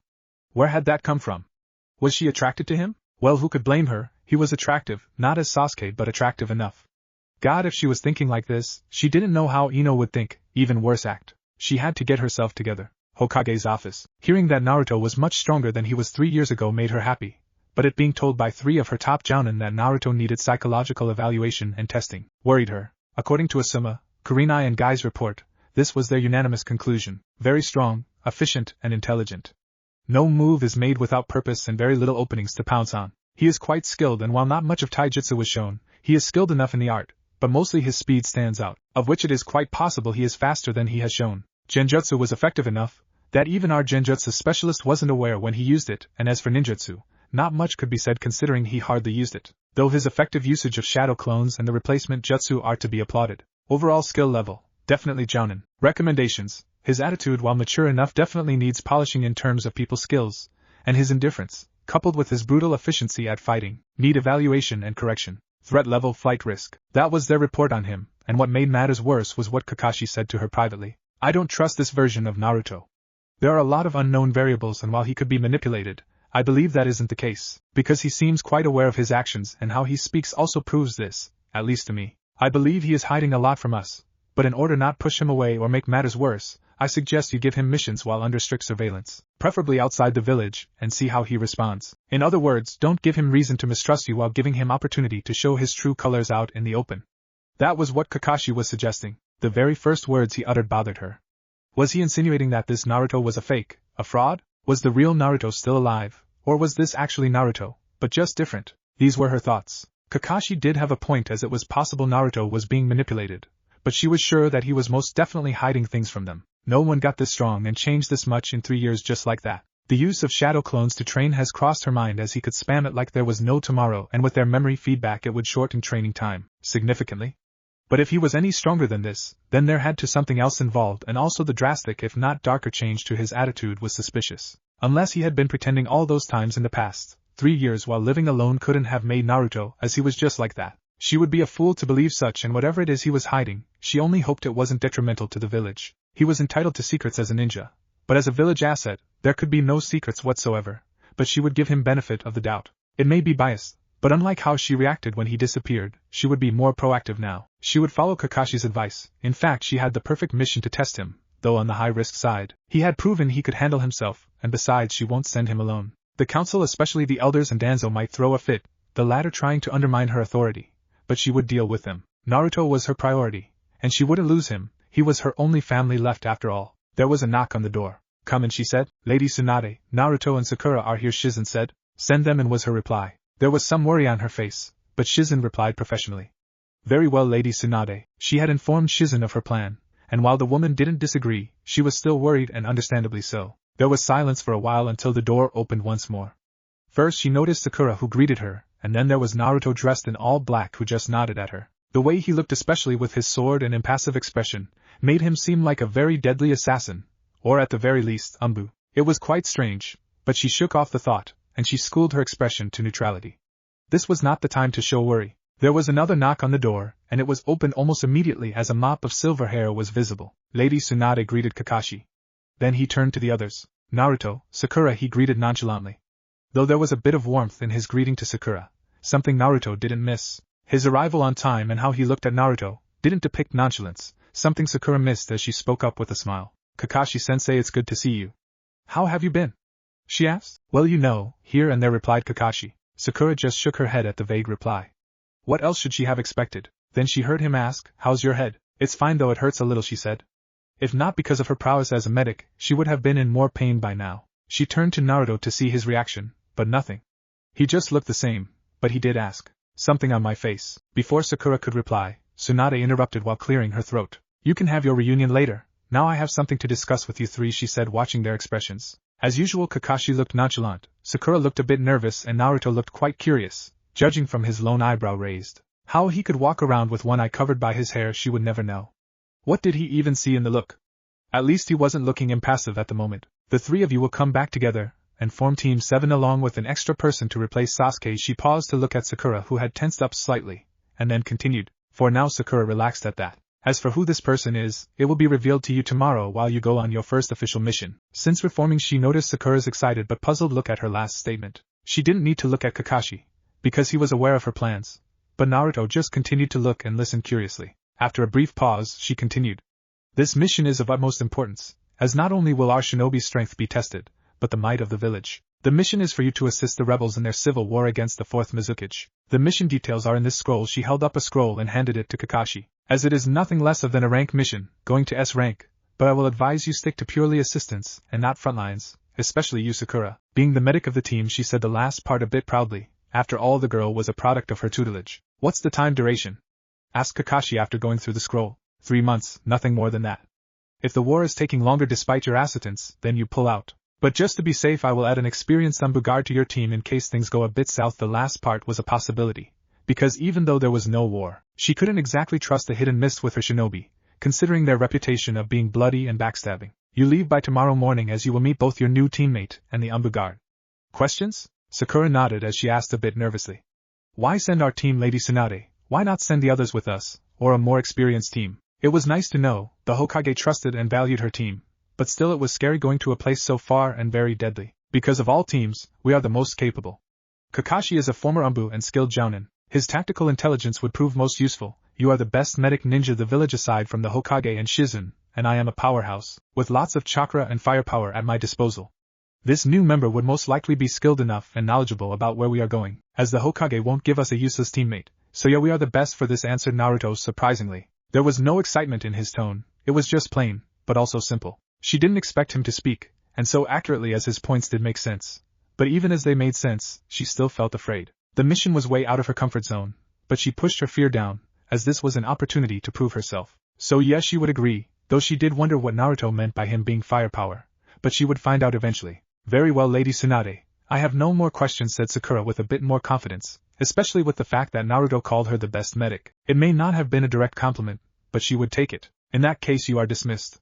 Naruto, you stay behind, said Tsunade, with the last part sounding more like an order than a request. Before leaving the room, Sakura looked at him, and then Tsunade nervously, before she left, closing the door behind her. Kakashi didn't even react when he left, but that was unimportant. The man had his own problems to deal with, and currently ones that revolved around Naruto. But that was his business, as Naruto didn't care. So it was just Naruto and Tsunade, as the two blondes just stared at each other, one looking impassive, while the other looking neutral and serious. After a tense moment of silence, Tsunade spoke up. You know, there are hardly people that can keep up with the staring contest with me, and you who are just a brat, and a genin at that, can do that just fine. She was trying to rile him up, or at the very least, get a reaction out of him, but she got nothing but a raised eyebrow, and she sighed mentally at that. Anyway, with that aside, there are a few things I want you to know. First is that the council are pretty much not in your favor. While that isn't much of an issue, you would have to tread carefully from henceforth and do what I say, because it is only my support that is preventing you from being punished severely, she said seriously. If not for her, Naruto would be in chains for the rest of his life. I appreciate your support so far, Lady Tsunade, and my apologies for putting you in such situation. Naruto didn't care about the council and their politics, but it wouldn't hurt to show appreciation to her. She wasn't really expecting him to thank, or even apologize. But at least he seemed to be taking this seriously, or so she hoped, though the whole calling her name with respect would take some getting used to. Your decision to leave on your own was quite reckless, as anything could have happened to you, but I am sure you know that, and I hope such won't repeat itself again, she asked sternly, and with narrowed eyes. She needed to be sure she had his compliance and cooperation. Naruto just simply nodded, as he couldn't make that promise. He would eventually leave, and unlike last time, he won't be coming back. But for now, he would play his role as a Konoha shinobi. She wasn't fully satisfied with his nod, but she would take it. Second thing is that Jiraiya would be meeting up with you at some point before your mission in the mist ends. I have sent word of your return, but due to how busy he is, he can only meet up with you over there. I believe that's not a problem, she asked, gauging his reaction carefully. She didn't know how Naruto saw her teammate, but she hoped they could be on good terms. I have no problems with the arrangement, or with seeing him. He would most likely be angry, but I will handle things when it gets to that point. You have little to worry about on my part. He had no problems with the man, but he didn't regret abandoning him for solo training. The man wouldn't have taught him as much as he knew now. In fact, even a quarter of what he could do now, he wouldn't be able to do if he had stayed with him. He was just glad the Toads didn't rat him out, as they were truly trustworthy summons. If there was any problem, it would be from Jiraiya's end. She felt there was more to the last statement he made, but she put that aside for now. Thirdly, this mission upon its completion will help you significantly as regards getting within the good graces of the council, and would paint a better picture of you with the shinobi and the village. As much as making a jounin would be within my power, due to your actions and the council's distrust, I cannot promote you, or even give you the monetary reward for this mission when you complete it. However, if you succeed in this by playing a key role, I could very much promote you as well as lift off some of the limitations placed on you, but it's as I said, you need to play a key role. And in what sense do you mean key role? He asked curiously, though he already knew the answer. By having active impact in winning the war and possibly playing a diplomatic role by improving relations with the Mist and its future Mizukage. Diplomacy is more of Kakashi's thing. Are you willing to trust me that at this point to succeed with that? Can you even trust me to play as much of an active role as you require of me?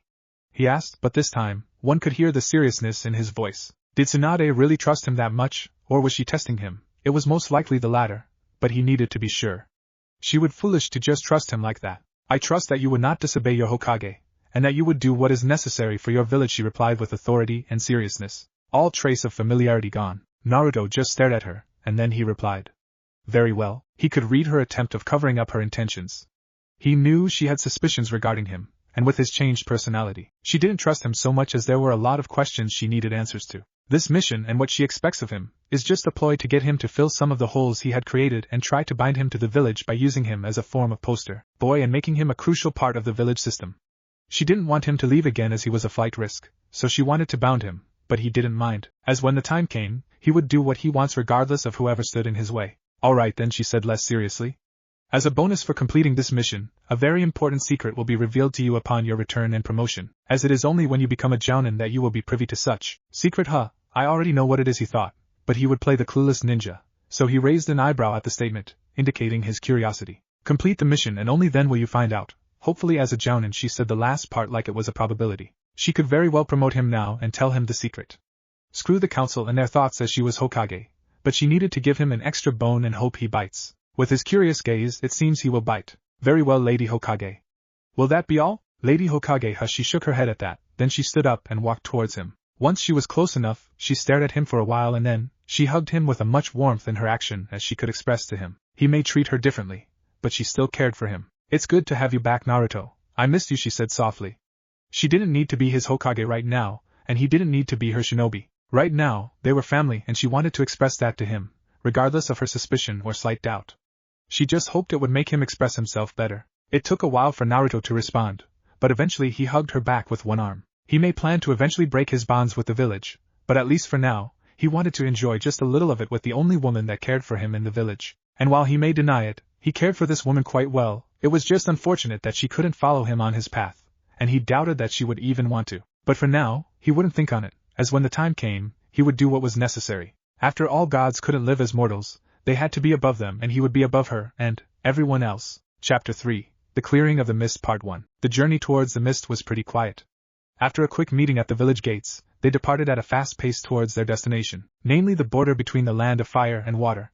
They had to take a big boat, of which the captain had prematurely been informed of their arrival and took them across with little fuss. So far, they had spent about half a day crossing the ocean, and since it was night time, they probably wouldn't make it until early morning at their current pace. While they could have attempted to cross the ocean while running with chakra, not all of them would be able to manage it. Kakashi may be rusty, but he just might be able to make it over halfway even with his lower chakra reserves while running at full speed. The two Umbu could probably manage the same as well, Sakura though wouldn't. While not underestimating her ability, she hadn't been on missions that required a large amount of stamina, and though her chakra control was top-notch, she needed larger reserves. Naruto on the other hand was the oddball, because despite his abnormally large reserves and recent improvement in ability, no one really knew what he could do. Hopefully this mission would give a better idea of that, but it wouldn't be surprising if he could cross the distance in record time with little to no fatigue. That would be saying something, considering how big the ocean was. Back to their current situation on the boat, everyone was resting as they needed to keep whatever energy they had left for the mission ahead because it would most likely be stressful, and they also needed to regain strength as well. Besides, it was night time and they were in the middle of the sea. There was no threat at the moment. But once again Naruto proved he was an oddball, as he was currently wide awake, standing at the edge of the boat and staring at the sky with a calm and thoughtful expression. While he didn't look like an epitome of serenity at the moment, he sure didn't look violent or deadly, just at peace. To those who would see him at this point, they would say he was in deep thought, and they wouldn't be far off the mark, because at that moment, he was having a conversation in his mind, precisely with the QB. You sure about this, kid? Once you reveal what you have in mind, there is no going back, said the QB. Are you expecting me to get cold feet, Kurama? Asked Naruto. You are a human, and you humans tend to lose your balls when it comes to seeing important stuff like this till the end. I have witnessed it time and time again. Not all humans lose their balls as you say, Kurama, and even with how many who do, I am more of an exception and you know it. After all, you wouldn't have given me your name if I was weak like the rest of them. It was true, the QB was the most prideful of the Bijou about its name, as he felt only those he deemed worthy should know it. Naruto was worthy enough, but he wouldn't tell him that.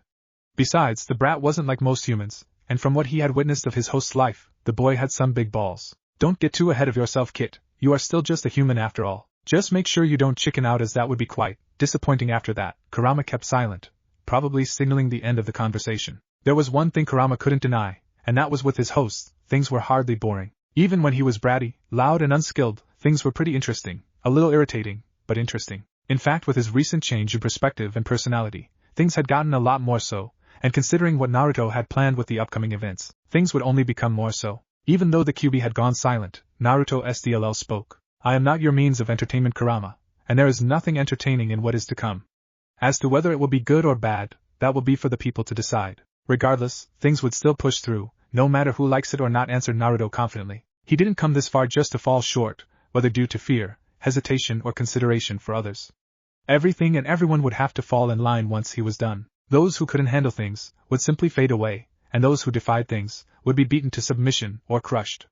Either way he won and things would change. Things were definitely gonna change, and most likely in a bad way. But if you want something entirely different and turning out to be the best, you gotta go through the fire, or in his case, through the entire elemental nations. Going through the fire would seem like an easier task under the circumstances. Before the conversation could go on, a new presence made itself known, and it was a woman, precisely, their purple-haired Umbu escort. This was Nico, the Umbu captain and the best Kenjutsu specialist in the Leaf. Naruto wasn't so sure about the last part as he had yet to challenge her, and he was no slouch or amateur in that regard. While he wouldn't call himself a master of Kenjutsu as there was still room for improvement, but he was pretty good. He was well versed in Kenjutsu theory, but practically he still needed more experience, as he had only spared with hordes of his clones, which were just versions of himself. Though he did give them instruction to fight with intent to kill and fought them in large numbers, they were still a part of him. He needed to fight someone who was completely different, someone he couldn't predict, someone to push him. If he didn't get to fight this woman, then he was sure he would get a challenge in the mist. Shouldn't you be resting, Naruto-san? We have a big mission ahead, and even with your stamina, I believe it would be best you rest, said the woman professionally. She may have been familiar with the kid a little, but that was a long time ago, and with his recent change in attitude, she felt she needed to be professional. Unless there was need for otherwise, which she doubted. She just hoped he would act professionally as well. I could say the same for you, Nico-san, was his swift reply. He had sensed the woman while she tried to rest, but she never slept as something was bothering her. From what he felt from her, she felt hurtful, stressed, and somewhat sad emotions. He supposed being in the Umbu was a factor in that regard, but he also felt it was more than that, as the most defining emotions she felt were regret and loss. It wasn't his problem anyway, as he wasn't a therapist or psychologist. Being able to sense people's emotions to the degree he could was a pain most times, but he had learned to deal with it. It was a part of him that wouldn't be going away anytime soon, and besides, it was pretty useful. In a world of ninjas, being able to read people perfectly was necessary, and when applied well, it would be a saving grace. He was curious about the woman nonetheless. After all, she was a guardian of his when he was a kid. But regardless, I insist you rest, she said just as swiftly and a little authoritatively, something that Naruto noticed. He was tempted to raise his eyebrow at her tone but refrained from it. Her tone of authority was probably due to her status as Umbu captain, and while she worked in the shadows, she still had authority over most ninjas in the village, and that included everyone on this mission, even Kakashi. Despite the man having been a former Umbu captain, he had no issues with following orders, but he would play around for a bit and see where it takes him. Getting to know her might prove more useful than considered. With the 3 years I have been away, Nico-san, I have built up quite the stamina, so denying myself a few hours of rest won't hurt if at all. But I suppose being an Umbu you could relate to that, right Nico-san? Umbu hardly ever slept for long, and while on missions he doubted they slept at all. Besides, despite the fact the others were resting, he knew they were still awake and alert. Even Sakura, who he expected to sleep, was awake, even though she most likely felt the urge to sleep. Tsunade must have really drilled the girl if she had improved this much. But she needed to improve much more if she wanted to survive what was to come. This isn't about me, it's about you, and despite whatever you had done in the 3 years you were away, I still insist you rest, she said a little more forcefully. She was the leader of this mission, so she wouldn't budge on this matter, not because of her pride or authority, but because it was necessary. They all needed to be well rested for the mission ahead, as she didn't want anyone slacking. Perhaps this kid hadn't matured enough after all to be professional to his superiors. She was about to speak again until Naruto cut her off. Tell me, Nico-san, just out of curiosity, why did the Hokage involve Tenzo-san on this mission? His tone expressed curiosity, but he was anything but curious, as the answer was quite obvious to him. He just wanted to hear what Nico would say, of which the woman in question had a pensive and wary expression behind her mask. Where did this come from? That's Lady Hokage's decision to make, and for whatever reason she chose him a typical evasive answer. I know that, but I do want to know your thoughts on the matter. You are the leader of this mission, and while that should make you trustworthy enough, I still wish to know if I can trust you enough. Answering this question with as much truth will help in that regard. He didn't mean the last part, because sometimes telling the truth wasn't enough to make someone trust you, and no matter how truthful one was to him, if he didn't trust, then that was that. Are you giving me a condition for your trust, Naruto-san? Because it sure sounds like it, Nico asked challengingly. Why the boy would ask such a question now, she wasn't sure, but the fact that he asked it, well, it made her very wary and suspicious. It also hurt her pride a little. Who did he think he was to question her like this? I am only curious, Nico-san. Her feelings on the matter were obvious to him, even without his emotion-sensing ability. Well, there is no reason for you to be, just follow orders and things will be alright. If you have any questions about this, then go straight to the Hokage when we get back, because you won't get anything from asking me this time. Aside from speaking with authority, she spoke with a tone of finality, giving no room for more questioning. She knew the answer to his question, but it wasn't her place to tell him, nor did he need to know. What she didn't fully know was why the Hokage specifically ordered for his team, and not too long after his return to the village. Was the woman comfortable enough to let someone who was a great flight risk leave the village? She decided not to think on that, but she did have to keep an eye on him though.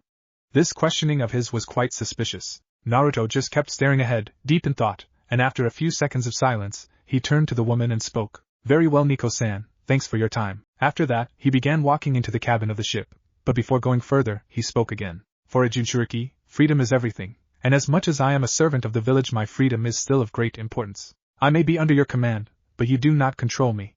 I will follow your lead, and it's not because you are the leader of this mission, but because I respect you. After all, you did keep watch over me while I was kid.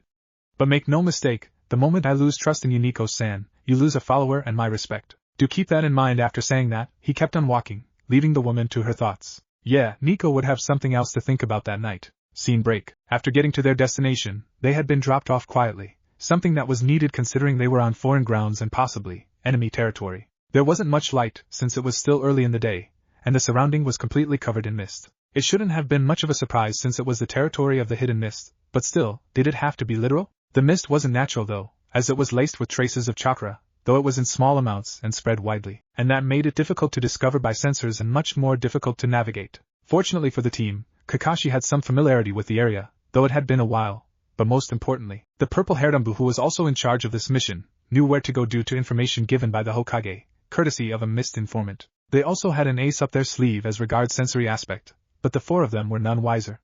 Naruto had no intention of revealing his high-level sensory abilities. Even though there was need, he wouldn't reveal it, as everyone on this mission was capable of taking care of themselves without it, and with what he was gonna reveal, he needed an ace up his sleeve. Alright, everyone listen up, began Nico as the five were walking through the mist, following her lead, quietly of course. Aside from Naruto's conversation with her the night before, the team had hardly spoken to one another, with their longest conversation, more like introduction being the one they had shortly before leaving the leaf.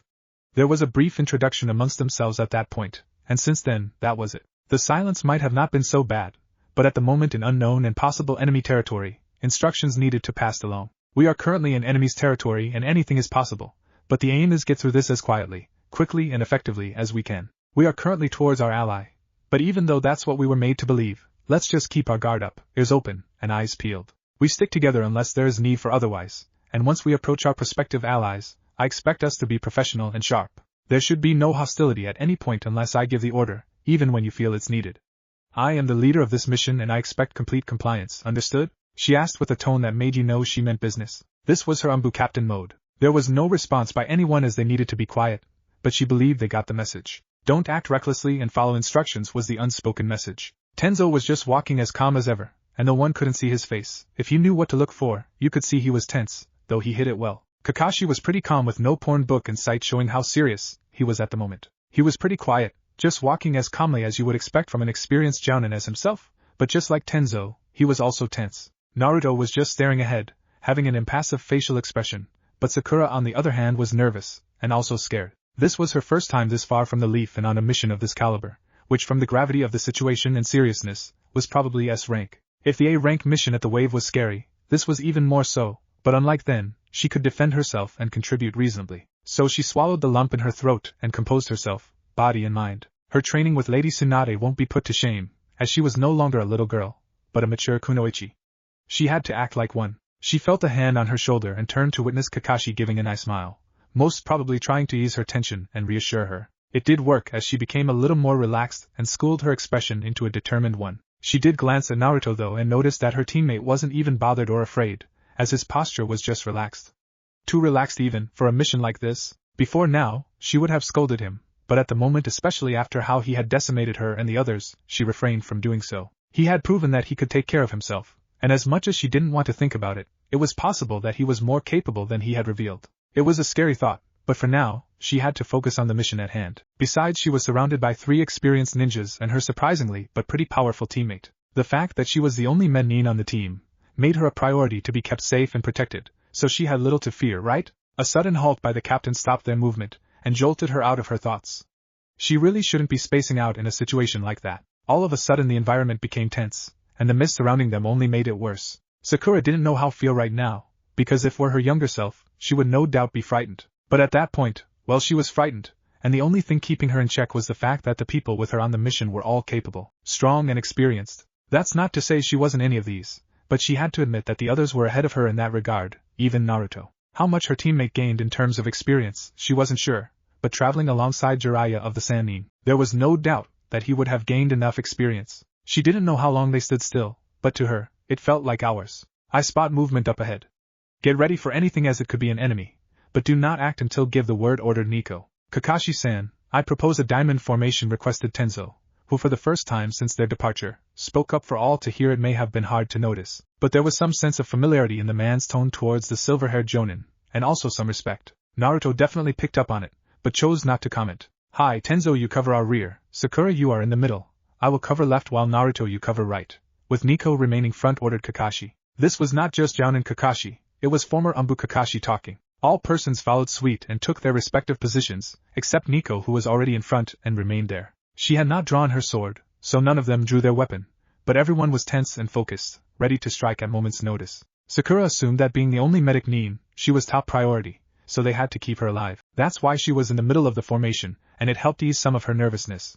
Hopefully there wouldn't be a fight. A few individuals appeared a little ahead of them, and as they drew closer, their features were more noticeable and also their numbers. They were all male with about 5 in total, and once they were close enough, it was discovered they had no headbands, though attire did show Miss Culture. Their lack of headbands would make sense since they were not Miss Shinobi, but part of the rebellion, but that was just at face value. Looks could be deceiving after all, something that all the Konoha Shinobi could attest to due to one experience, or the other. The group of men stopped a few feet before them, and judging from their expressions and countenance, they meant business. The fact that Nico hadn't drawn her sword meant that they weren't a threat just yet, but that could change in a few moments, because people, especially ninjas, could be quite unpredictable. Identify yourselves, stated an older man with an eye patch covering his right eye. Judging from his commanding tone of voice, and how his fellow men stood behind him, it seemed he was their leader. "We are just passing shinobi who are hunting," answered Nico. "I doubt passing shinobi that hunts would have two umbu with them, and so far away from home if I might add," replied the man. The Konoha headband was a dead giveaway that these people were foreign ninjas. If they wanted to be more covert, then they should have removed their headbands. Unless that wasn't their plan. Sakura felt uncomfortable and her anxiety began to spike as a result of the man's response. What if these people turned out to be enemies? "It's true we are far from home, but it's not every day one gets to clean house," said Nico. The last statement was a code of sorts, and she hoped the man would pick up on it, because if he didn't, well, there would be trouble. "That's true. A house can be quite difficult to clean and stressful to do every day." The man looked at them for a little longer, studying their expressions as well as counting their numbers. Just 5 shinobi. Well, that wasn't impressive, but Konoha had a lot of quality, so perhaps these were quality shinobi. He didn't feel any negativity from them, just the need caution, and understandably so. Though the blonde-haired kid was quite unnerving with that emotionless look he had. There was something odd about that one. Then he turned eyes to the silver-haired individual, and immediately recognized him. I suppose having the likes of Kakashi no Sharingan and his fellow ninja to assist in cleaning the house wouldn't be so bad. Yep, the code had been understood and accepted, though the skepticism in the man's tone didn't go unnoticed. "Then we are willing to help," answered Kakashi on behalf of Nico. Since the man had addressed him by name, he felt it was best he responded on behalf of the team. He doubted Nico would be upset with him. After all, they were both co-leaders. He also didn't want her to react negatively to the man's assumed skepticism, as he was sure she also noticed it. The man in question simply nodded and spoke again. "Follow me, and do so quietly." Then he and his fellow ninja began walking away. They were not there to be bodyguards, they were there to be escorts, and so the foreign ninja would have to keep up and follow them. Nico just spoke without turning her around. "Keep the formation until we reach our destination. Also keep your guard up at all times as we follow them quietly." As soon as she finished, she was on the move, with the rest of them following suite. None of the others may have noticed it, but Kakashi did. The leader of the rebel group had stared at Naruto for a little longer than he did the rest of them, and while it wasn't a bad thing, it had him thinking. Naruto was way too calm for the situation, and while that also wasn't a bad thing, it was a little concerning. It was almost as if his former student didn't view this situation or mission as a threat, or something enough to warrant him to be tense. As calm as he, Nico and Tenzo were, there was still tension and caution.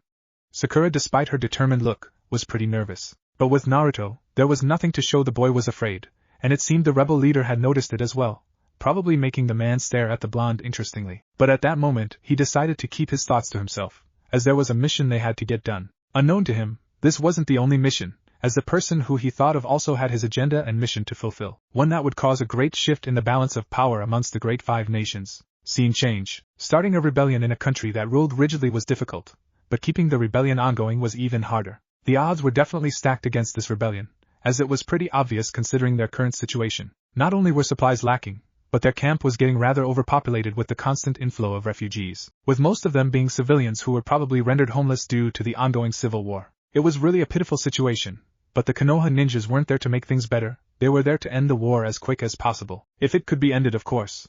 Judging from the rebellion's current situation, if the war dragged on further, then they would be crushed. It was the Leaf Ninjas' duty to ensure it didn't get to that. After all, there was a lot to gain if the rebellion won the war, especially with the prospective change of Mist leadership.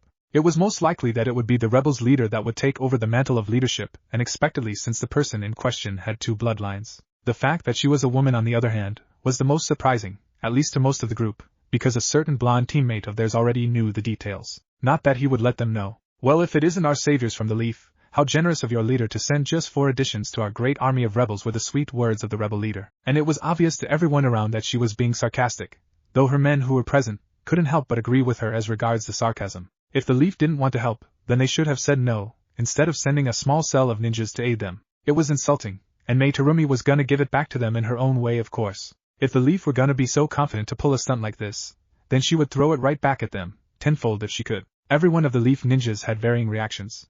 Nico wasn't too happy with the reception, Tenzo was uncomfortable and a little sheepish. Kakashi just narrowed his eyes, but wasn't angry, just rather a little irritated. Sakura was anxious and felt a little insulted. Naruto just remained impassive, an expression he had from the moment he entered into the rebel camp. Despite her anger at the fact that she, her team and village had been insulted, Nico was able to compose herself and was quite glad for her face mask, because the expression she had was pretty furious.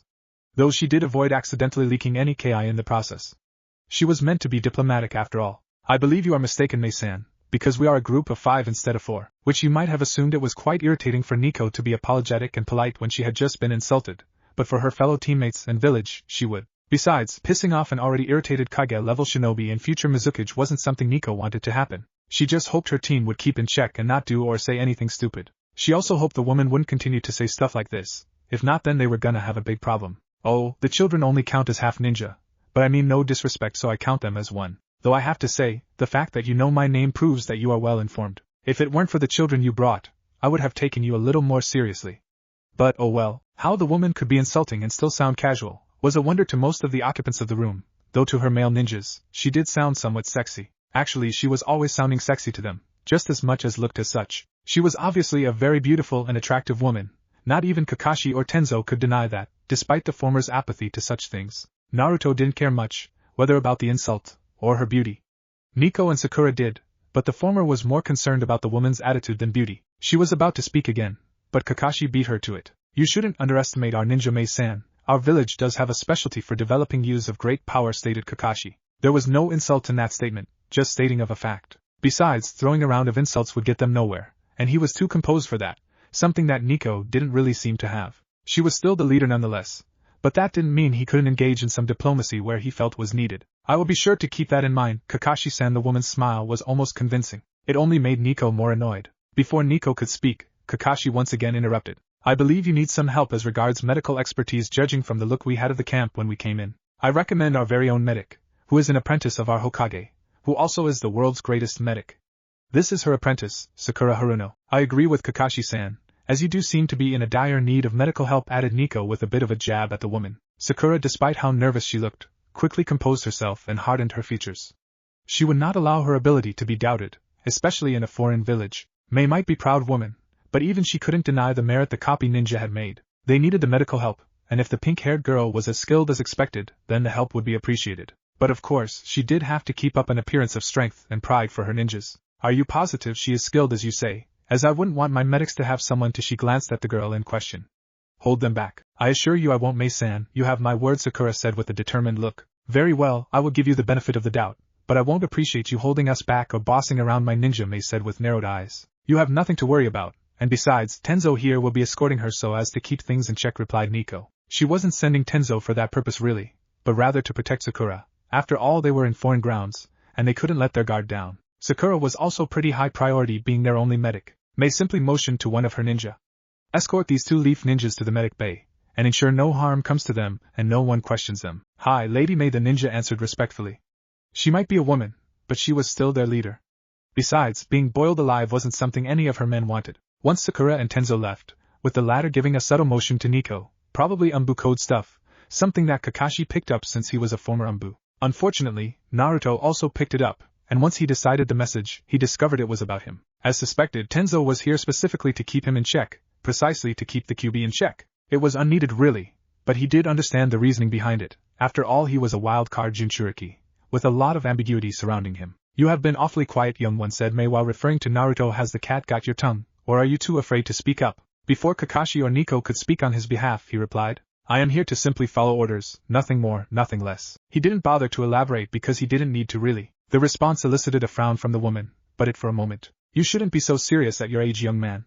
I would hate for your handsome face to get wrinkles because of that. As she said that, her disarming smile was already in place, covering up her true thoughts. The truth was that the blonde kid made her, well, wary. She couldn't really explain it, but that was what she felt, and it was an annoying feeling. A cough by Kakashi brought the auburn-haired woman's attention back to the matter at hand, as he believed it was best they focused on that. Besides, he didn't want himself or the team to get into trouble due to Naruto's, well, peculiar attitude. Can you share with us the current status of the rebellion, and what areas we could help? Requested Nico, her status as commander being reinforced by her tone. She did give a subtle glance at Kakashi, expressing her gratitude for taking care of things. How the silver-haired Jounin could even detect such was a mystery, consider she had her mask on. Perhaps his being a former Umbu captain helped in that regard. With a very serious expression on her face, Mei began. For starters, we currently have an estimated population of about 1,500. That includes shinobi, civilians, men, women and children. How many are shinobi? Requested Nico. About 1,000. Both bloodline and regular. How many shinobi does the Mizukage have? Mei looked to her next in command for an answer. One which he gave in a firm tone. About 10,000. Silence. Do you have any means to make up the numbers of your current shinobi? As I believe you do have a plan for that, am I right? Asked Kakashi. It was best he did the questioning at this point, judging from the current disposition of Nico, which would probably lead to her acting out or responding too harshly. Though he couldn't see her face, he knew she was very unhappy with what she just heard, maybe even pissed. He wouldn't blame her as with the current information, this mission, this war, it was suicidal if things remained as they were, as the chances were 10 to 1 in favor of the Mizukage. As a matter of fact we do.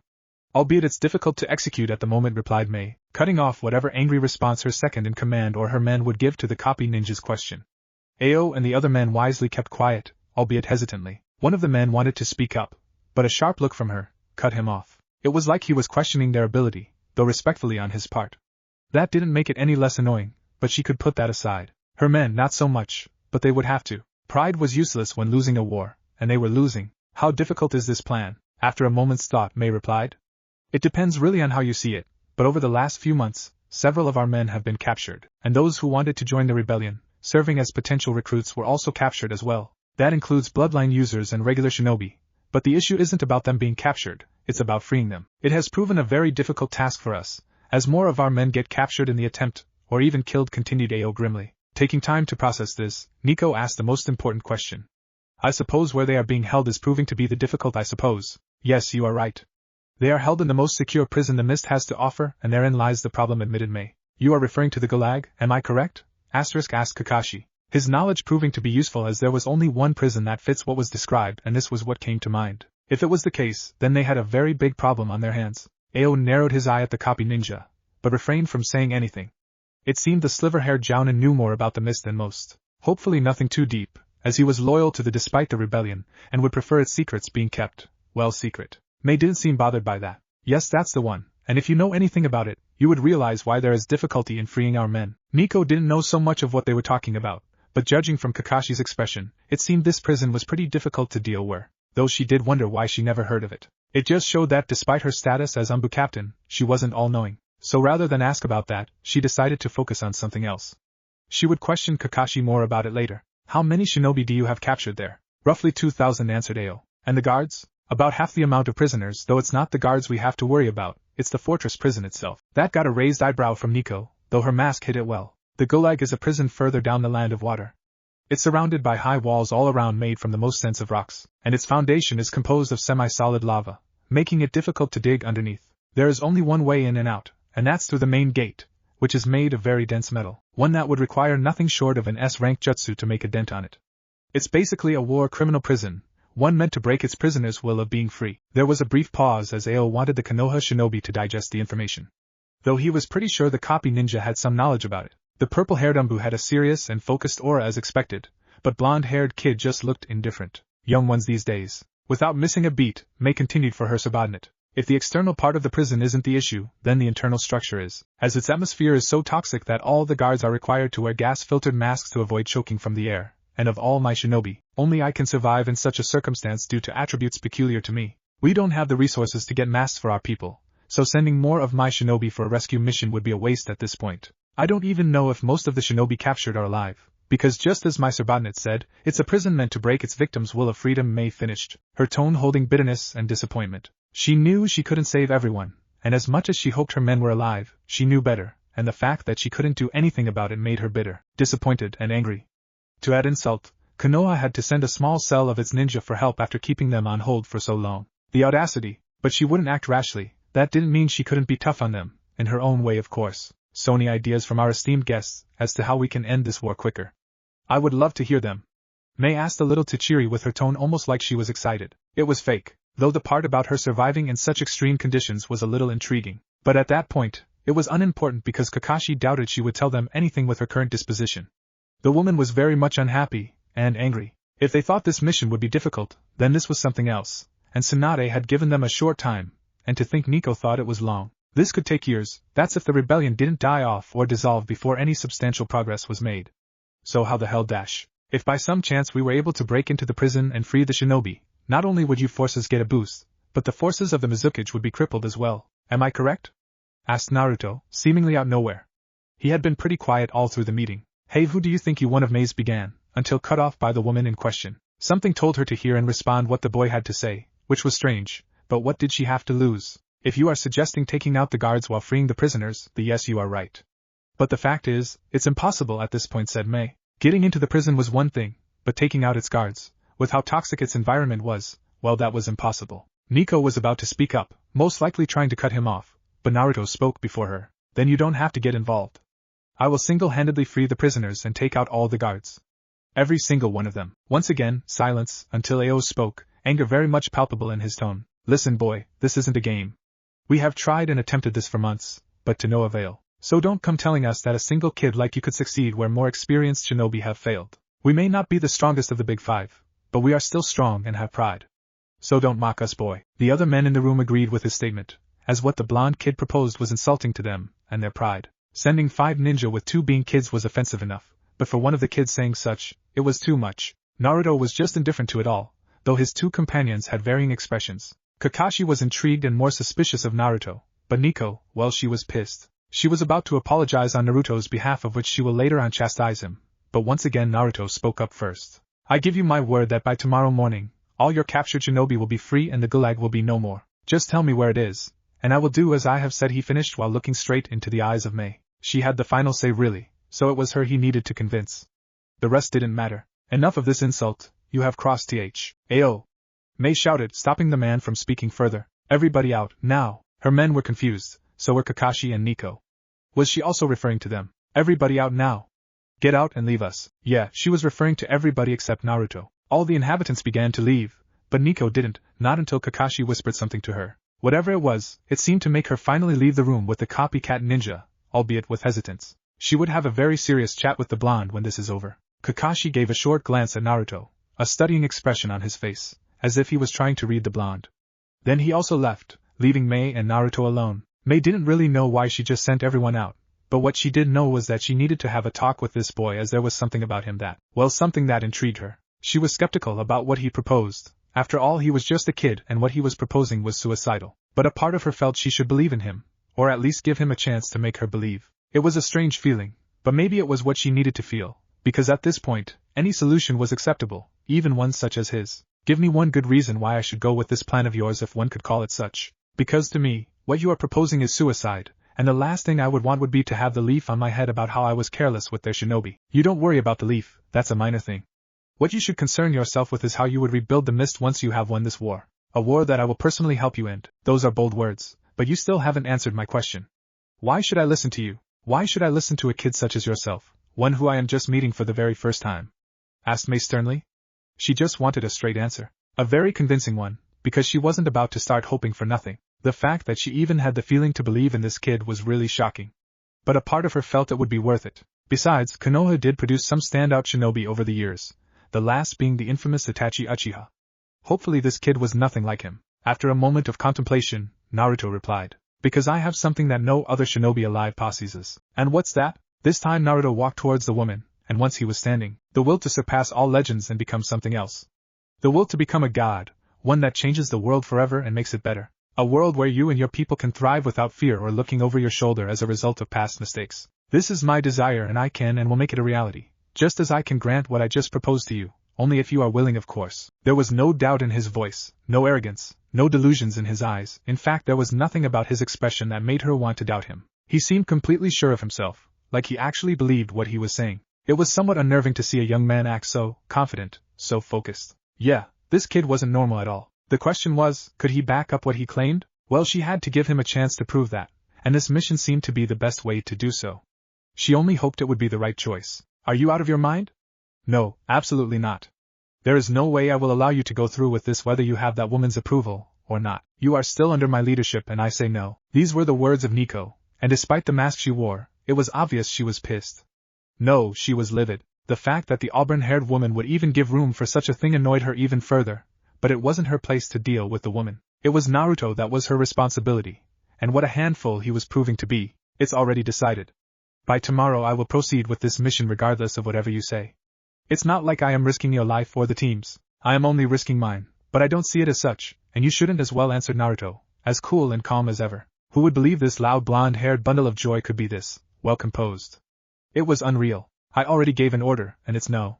We are not risking you in any way, as we are to help, not take the reins of this war. So the answer is no, and you will not defy my order. Or so help me, I will tie you up and bind you in chains if I have to, replied Nico authoritatively, making her threat being felt by exuding a dangerous aura of chakra. Naruto remained unaffected by this. Kakashi, on the other hand, was just silent as he watched the exchange. What could he say really? Well, a lot, but he would rather not. Besides, when Nico got like this, Well, one had to be careful with their words. He also wanted to see how Naruto would handle this, as a part him also wanted to see Naruto in full action. Despite how suicidal this was, well, as crazy as it sounds, he believed his former student could pull it off. It was how that would be that he wanted to witness. "Aren't you gonna say anything, Kakashi-san?" requested Nico with some frustration. She expected the copy ninja and former captain to support her, but he had just been quiet, much to her frustration. Perhaps having Tenzo, the pink-haired girl, around would have been better. "You should listen to her, Naruto. She was put in charge of this mission for a reason, and as such you must obey and respect her. Even if Mei-san has given you the go-ahead, which is quite ironic considering she looked down on you earlier, she only looks out for her people and their welfare, not yours. So listen to Nico and stand down," Kakashi said, trying to reason with the blonde. Naruto just stared at them both, not uttering a word or giving a response. He was completed unreadable, and to veterans such as both of them, Kakashi and Nico couldn't read him. Then, he began waking away, and kept walking, seemingly no destination in sight as he walked past the nearby rebel shinobi, ignoring them completely. Nico was about to call him back, but Kakashi stopped her by placing a hand on her shoulder, which made her look at the man angrily, shrugging off his hand. Her anger was pretty obvious even with her mask on. "Just let him be for now, Nico. I don't believe he will do anything reckless, so just let him be." "Why didn't you speak up earlier?" "Because it was necessary." "What exactly does that mean?" Kakashi kept quiet, contemplating how to answer that question. Then, he replied, staring in the direction that Naruto walked through. "Naruto is no longer the same as of 3 years ago, and for that reason he has to be dealt with differently. Trying to order him around or force him into doing something doesn't seem like it will work anymore. We need to be smarter and more careful while dealing with him," finished the man, allowing his female companion to process all he had said. She had to admit, the Jounin was right as she remembered the words of the Hokage. "Keep Naruto in check, but do so carefully. Don't give him reason to mistrust you or anyone else, because as much as it pains me to say it, Naruto is a flight risk and we need to prevent that from manifesting. This is your mission, so do not fail." Yeah, the Hokage was right, the blonde was a flight risk. That was why she sent Tenzo with her as backup, just in case of any incident. So she had to be more careful with the blonde, and thankfully Kakashi was here to help her out. This a part of her felt his presence wouldn't help much in dealing with blonde. Hopefully the boy wouldn't do anything reckless. But a part of her felt she was hoping in vain. "You catch up with Tenzo and your student. I have something to do," said Nico as she began walking in the same direction Naruto did. She was gonna keep an eye on him. Kakashi rose an eyebrow at that, but chose not to comment or stop her. He mentally sighed at the situation as several thoughts crossed his mind. This was gonna be a long mission, he thought as he went looking for the others. Unknown to him, the mission was gonna be much shorter than expected, especially after what was to come. The next day, it was a new day as well as a continuation of the ongoing civil war of the most. But unlike previous days, the rebellion had in their midst guests of sorts from another village. These individuals were meant to serve as potential saviors, people who would help end the war quicker.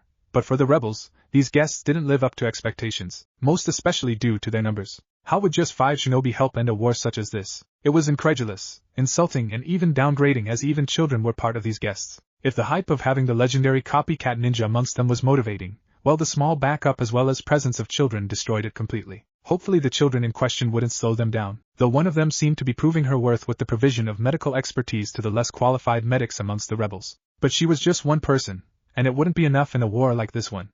The rebels needed something more, and that was why an important meeting was going on. Mei was busy having a very serious discussion with some of her men, trying to iron out a few details and plans, but she was interrupted by the unexpected arrival of a certain purple-haired masked ninja. "Halt!" one of the men ordered. But Nico ignored him, making her presence known rather forcefully. She wasn't in a good mood at all, and her aura reflected that. The man who stopped her with a few others reached for whatever weapon they had. But Nico just ignored all of that and spoke up, as she wasn't here to fight, but to talk. "Can I have a private word with you, Mei-san?" she asked politely. Mei just looked around, taking in the expressions of her men, and then, she looked at Nico with narrowed eyes. "I believe you can see I am busy. It's urgent." Mei only narrowed her eyes further at that. What could be so important that this woman would interrupt her during an important meeting? With reluctance and annoyance, she acquiesced. "Very well. Gentlemen, continue with the meeting." With that said, she walked away with Nico, heeding her request for privacy, but being smart enough to walk too far from her men. This woman wasn't her shinobi, and she didn't trust her. After walking some distance away, she asked, "So, what is it? Where is Naruto Uzumaki?" "Excuse me, where is Naruto Uzumaki?" Nico asked more forcefully. "How would I know that?" "Of course you would. After all, it was you who was willing to let him single-handedly take on an entire prison fortress without consulting us first, especially me, his superiors. So I ask again, where is Naruto Uzumaki?" Nico wasn't playing around when she asked this, as she was pissed. Mei was confused, very much confused, and very much angry. The nerve of this woman to question her like this. But as much as she wanted to put this woman in her place, what the woman said rang in her ear. letting him single-handedly take on an entire prison fortress. She didn't authorize any of that. She didn't even know who Naruto Uzumaki was until just now. So that was the name of the blonde kid. Well, his surname did stand out considering that most Uzumaki were dead, but the fact was, she didn't authorize him to do anything. You are very much mistaken, as I did not let the boy take on anything. Fine, he did try to convince me, but as much as I wanted to believe he could do it, I had my doubts. So I told him that I would get back to him with the rest of you being present as well. After all, you did come here as a team, albeit a small one. As much as May wanted to be angry and react as such, she decided to just be truthful and plain, as there was no need to promote any animosity. Though the question was, why would this woman think she sent the boy on such a mission? The boy wouldn't be so reckless as to go alone, would he? Did he even know where the prison was located? As May had such thoughts, Nico only had one in mind, and quite angrily. That little shit, was what she thought, and justifiably so. After all, she was just played by a person several years her junior, and nearly got her in trouble for it by challenging the rebel leader. Regardless of wherever he was, when she found him, she would. Boom! Upon the explosive sound being heard, there was a great quake that followed, albeit a short and less damaging one, causing both women to stumble. What was that? Was the question on both women's mind, though for different reasons. One for fear of an invasion of the rebellion camp, and the other for fear that something horribly wrong was gonna happen. Well, soon they would find out if their fears are justified. Moments earlier, you sure you want to do this, Kit? You could still wait a few days before doing anything. Wait, doing what? I didn't exactly come here as a tourist. I am just saying, Kit, because aside from doing this, you would have to deal with the possible wrath of two deadly women. All the reason why to go through with this. I do look forward to challenges. Well, I wouldn't say that it would just be a challenge, because I remember humans saying something like hell having no fury like a woman scorned. So I would suggest you rather think about that carefully. Yeah, his host was most likely in deep shit with what that statement implied. It would be fun to watch, really. If the scorn of a woman is as such, then my will for great change will definitely quench it. Enemy or presumed ally, everyone and everything that can hinder my plans will be destroyed. It's as simple as that, said Naruto, a focused expression on his face and countenance being deadly serious. That's dark, Kit, even for you. That's rich coming from a being that declares himself as an embodiment of hatred. If that's not dark enough, then I don't know what is, Kurama. Upon hearing that, despite his arrogance, the QB chose to keep quiet and let his host do as he pleased. Despite the drastic change in attitude over the years, his host was pretty stubborn. But the good thing was that he was clear-headed about it. Besides a big show, courtesy of his host was about to start, one that he would very much like to pay great attention to. Naruto didn't even bother to engage in further conversation, as he had something to do that would require full concentration. Upon sensing a significant amount of chakra ahead, he stopped walking and extended his senses further in order to confirm his target. Yeah, he was at the right place, and a good distance away from his target, something that he would need in order to prepare his jutsu. The surrounding mist may be effective at affecting one's sense of direction, but it as well helped conceal his presence, as he expelled chakra from himself to merge with that of his surrounding, making any nearby sensor think he was part of the mist. He already knew where to find his target anyway, but this was the first time he had actually tracked it down. It took a great deal of control over one's chakra, especially one as dense as his, but the years were fruitful in that regard, and so he was capable of hiding in plain sight just by merging his chakra with his environment if need be, allowing him to disappear. Well, he wouldn't be able to do that anymore, as he would need to focus all his chakra at this point to perform the jutsu he had in mind. The chakra signatures he felt weren't friendlies, and if they were caught up in the jutsu he was about to unleash, then it wouldn't matter. After all, he was still gonna kill them all. It would have been easier to just bring everything down, but there were some individuals amongst the chakra signatures that needed to be saved and kept alive. So Naruto knew he was gonna have to move in step by step. With just a thought, two shadow clones appeared silently, and without even saying a word, they went into action, as they both knew what to do. The ability to will shadow clones into existence without hand signs was pretty amazing, but Naruto just saw it as a necessity, one that almost no one would expect, and the possibilities that came with its application in battle were pretty deadly. The two clones began gathering large amounts of chakra, and in almost no time a familiar technique sprung to life, rotating just as it always does, albeit it was bigger than its original, bigger than what most would create as regards chakra manipulation. But Naruto was doing just that, or at least his clones. With a giant Rasengan activated by the clones, they pumped more chakra into the technique, making it get bigger and bigger and bigger to the point that the very earth and its surrounding were greatly affected. The speedy rotation of the enlarging technique caused heavy winds, with even debris and rocks flying around, and it just kept getting bigger, creating a vortex of heavy winds. This was not an ordinary technique. No, this was the pure power of chakra manipulation mixed with nature, and unfortunately for the target of the technique, it would be its destruction along with the lives close to it. While the technique was created and the effect it caused its surroundings was going on, Naruto just stood there, his eyes closed and completely still despite how close he was to it, and all the heavy winds and debris attracted. It was his technique after all, so he could deal with the effects. Upon getting to its biggest size, the two shadow clones, having exhausted their chakra, dispelled, but just before the giant technique could dispel or explode, Naruto took control over it, both hands covered in chakra, steadying the technique, his eyes still closed as he did that. When he opened them, his eyes glowed pure gold, great power radiating off them. For a moment, the world stood still, everything was quiet, and then, his next words would shake everything. Sage Art, Almighty Rasengan Cannon. The Gant technique was sent at speeds too fast for its size and with a loud boom, picking up debris and causing the ground to shatter and break apart as it passed through. The moment it hit its target, the world shook exponentially. Boom! The explosion cause was so strong that it caused a brief shake of the earth, and it was most likely that the seismic effect would have been felt, even for miles. The amount of dust mixed with smoke would be visible for all to see, but that didn't matter, because the destruction had only just begun. The Gulag, a prison that was regarded as impenetrable, had been breached, and in a few minutes it would become nothing but rubble, a memory of the past. This war would get closer to its conclusion, and most importantly, the tale of the new god, Naruto Uzumaki, would begin. With no time to waste, Naruto with a boom, leaped forward, causing the ground underneath to crack. It was time to get his hands dirty, but it was necessary. The bloodshed had just begun. What if Naruto was stronger than Tsunade harem? And thanks for watching my video till the end. If you enjoyed this content, then do consider subscribing to my channel, and leave a like if you guys need the next part. Comment down, and thanks for watching the video, and see you guys in the next video.